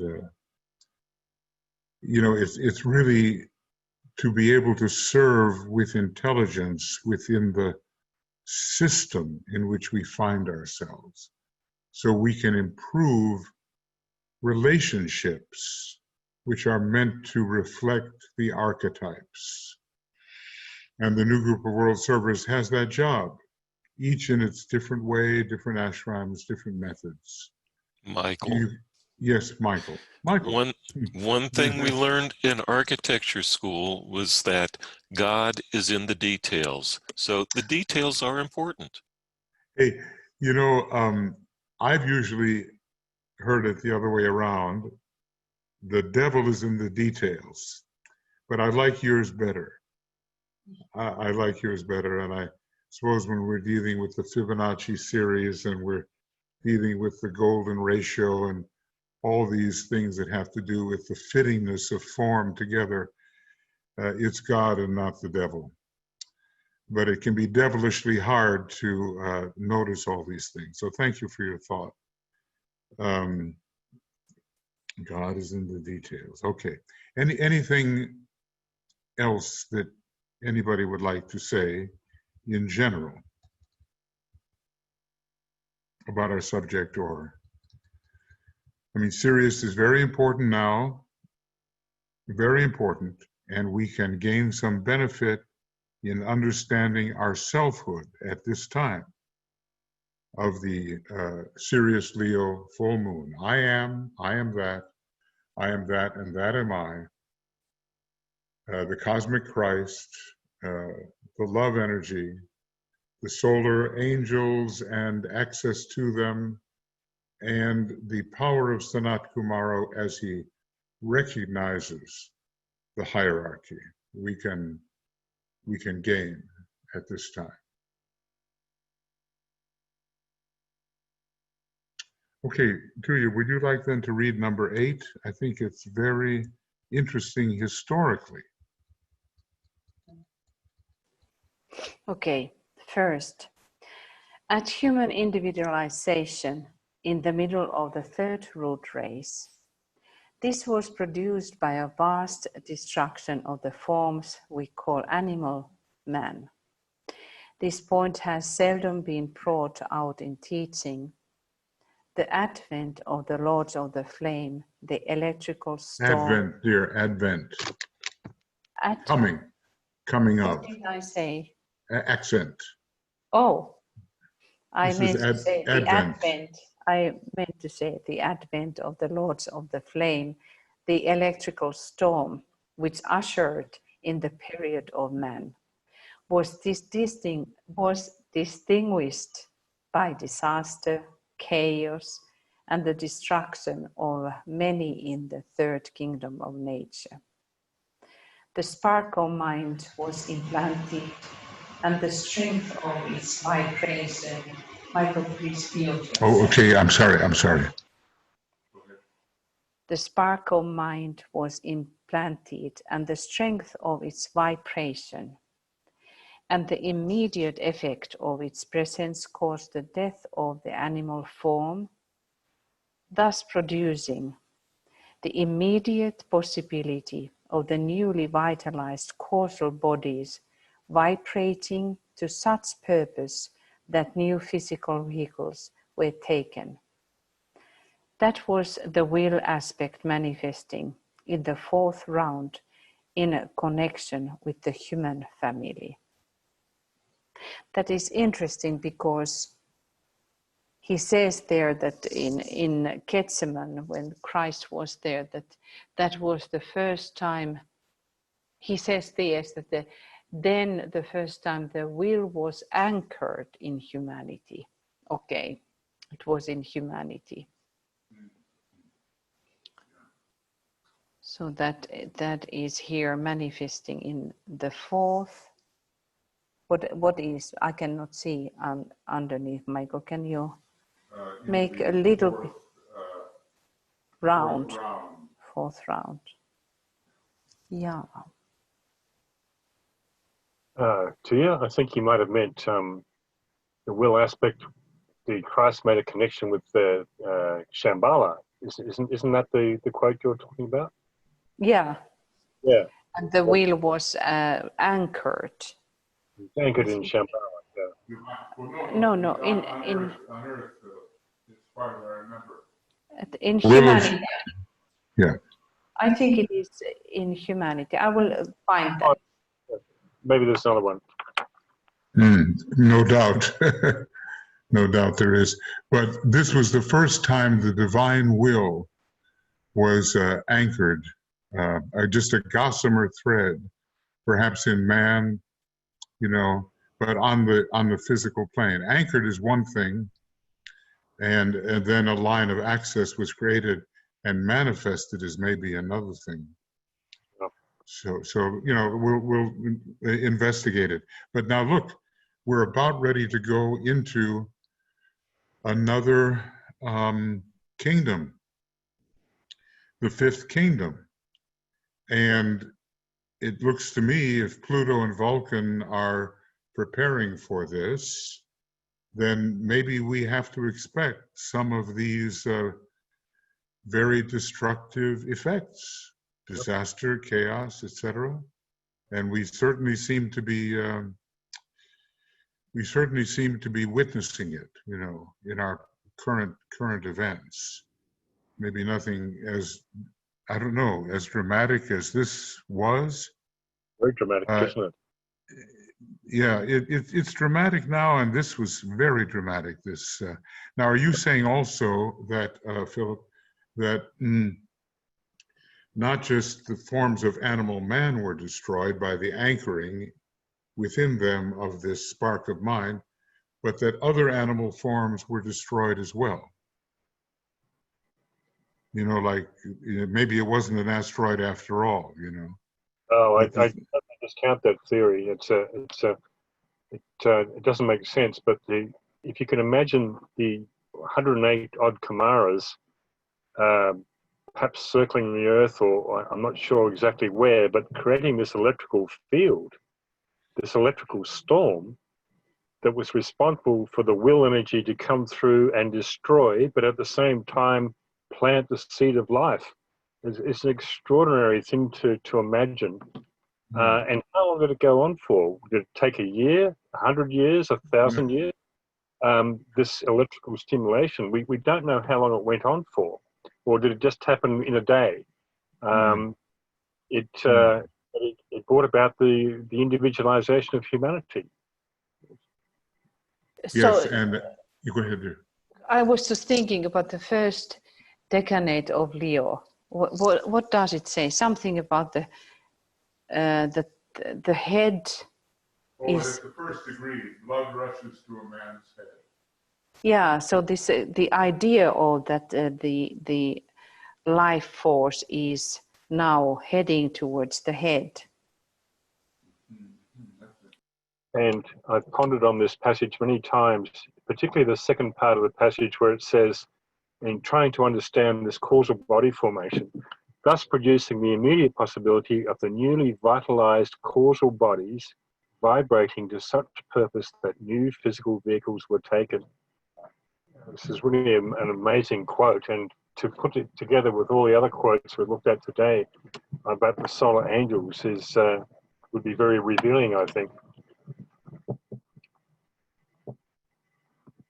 It seems that some of these solar angels actually found a way to inhabit the form of animal man and maybe produce vehicles that were more inhabitable by their own kind. And again, you know, special heredity, we don't know how long it went on, but just imagine that they're walking among us, you know, and eventually become the god kings, you know, eventually.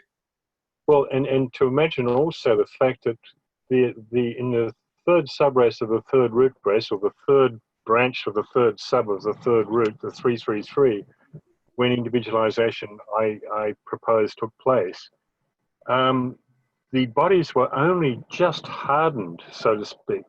They were still semi-permeable or soft-boned, if you like.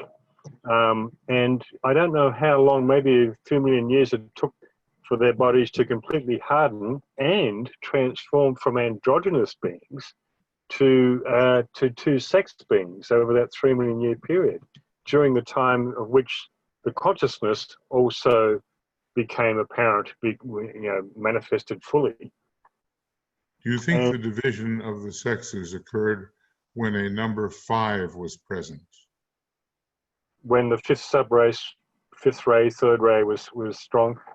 And the other factor, well, the fifth is the dividing ray, you know, so yeah. I was just wondering. Yeah, but the other factor is that these human vehicles, these tabernacles of clay, as they're called, were 60 feet in height. This is 20 meters. Yeah. This is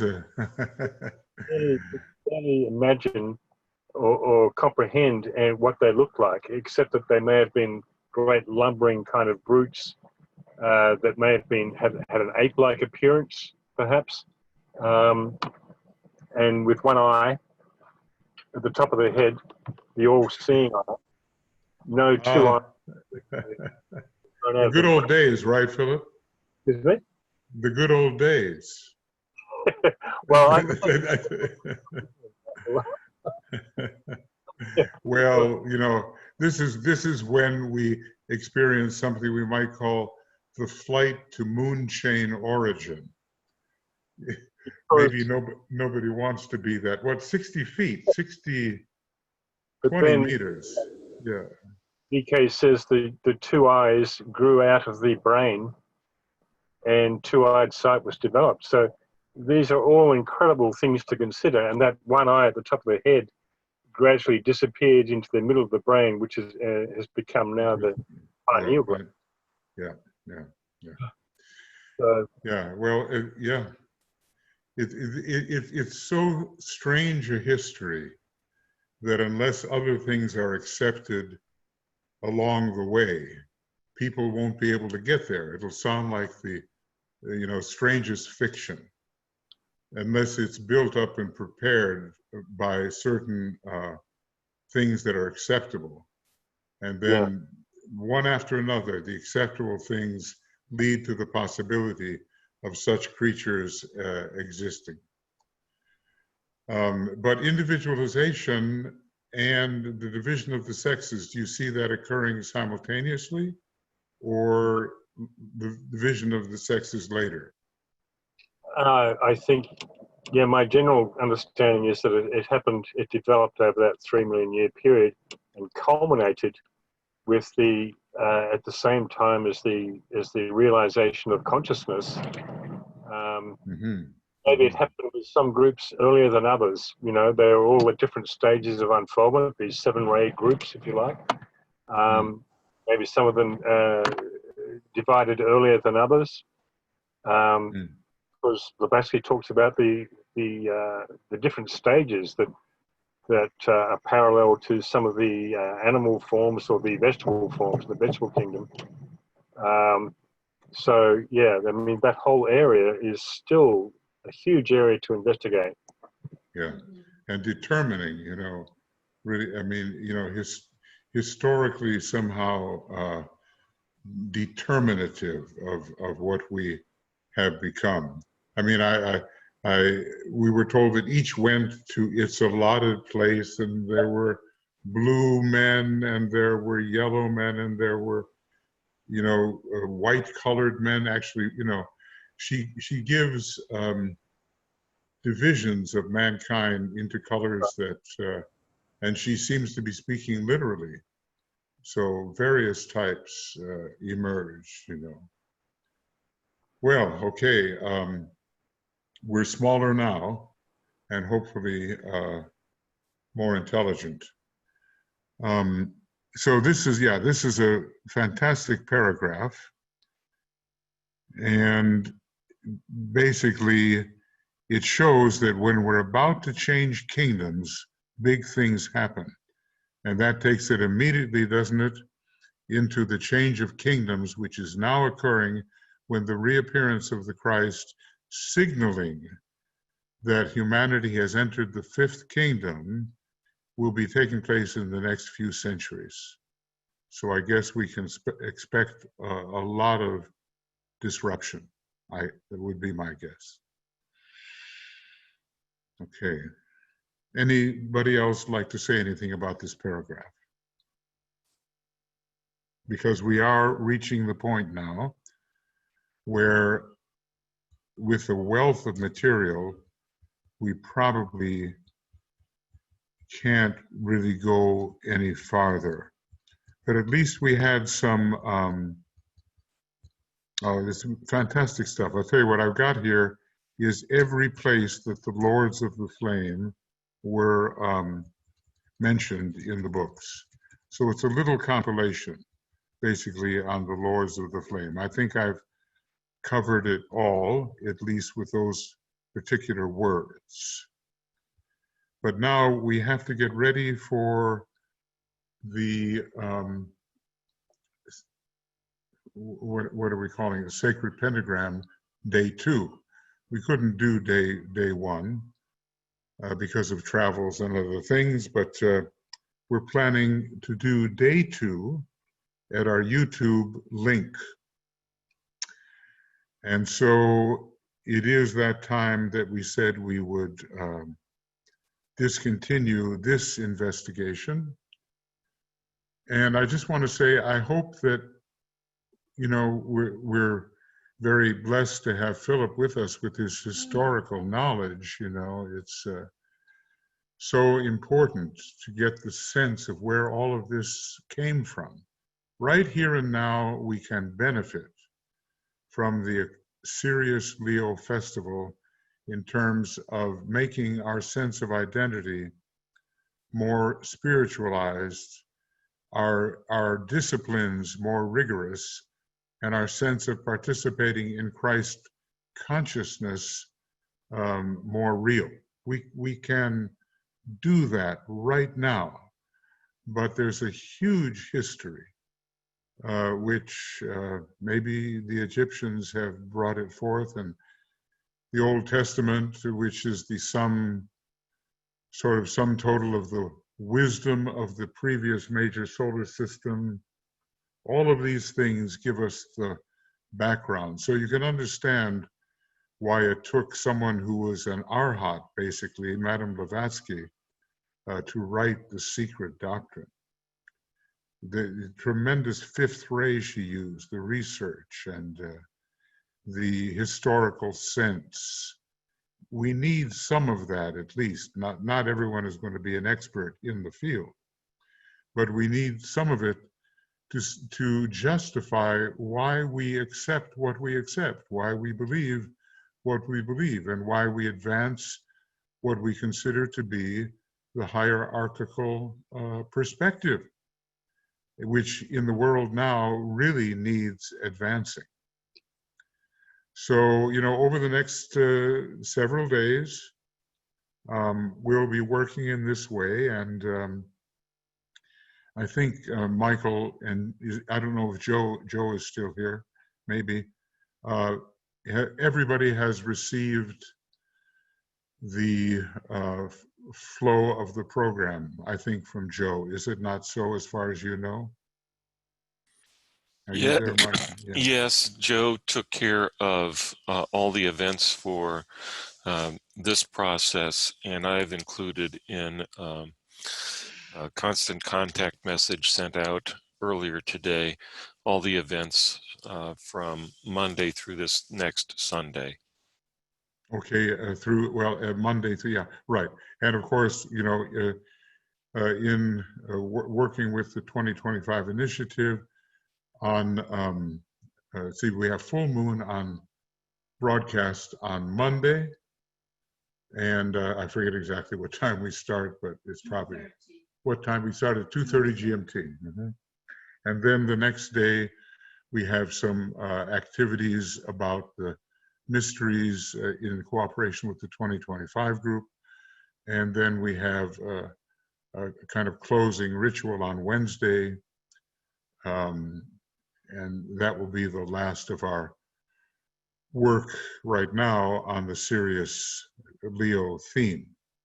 It'll be 2 days beyond the full moon itself, and we're using the 5-day stretch, the sacred pentagram stretch of days to illustrate the points around every full moon. But as you can tell, this is incredibly rich material, and it goes back to what is actually not solvable by us, but we're getting all kinds of hints about it. And we can keep these things in our minds as the origin of what we're living through even right now.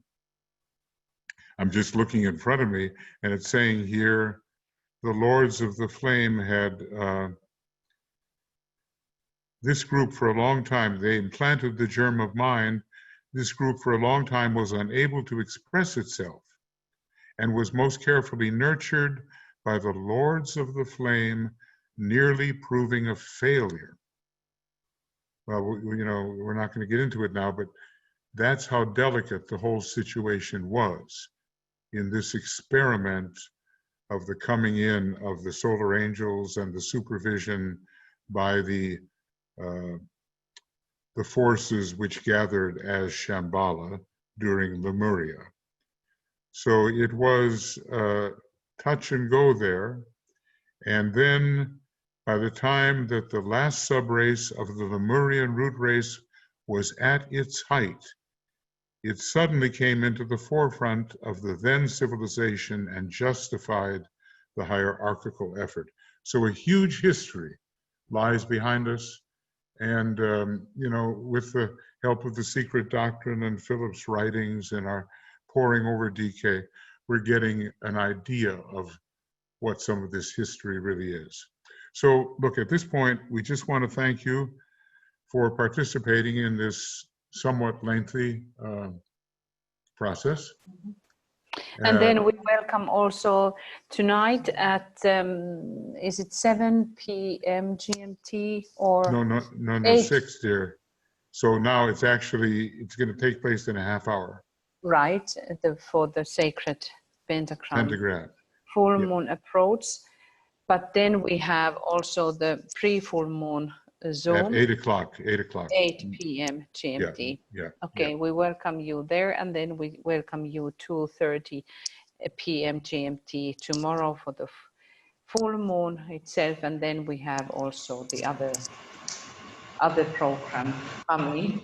So follow us, be with us. We are with you, and we are very happy that you were with us now. Happy full moon time in Leo.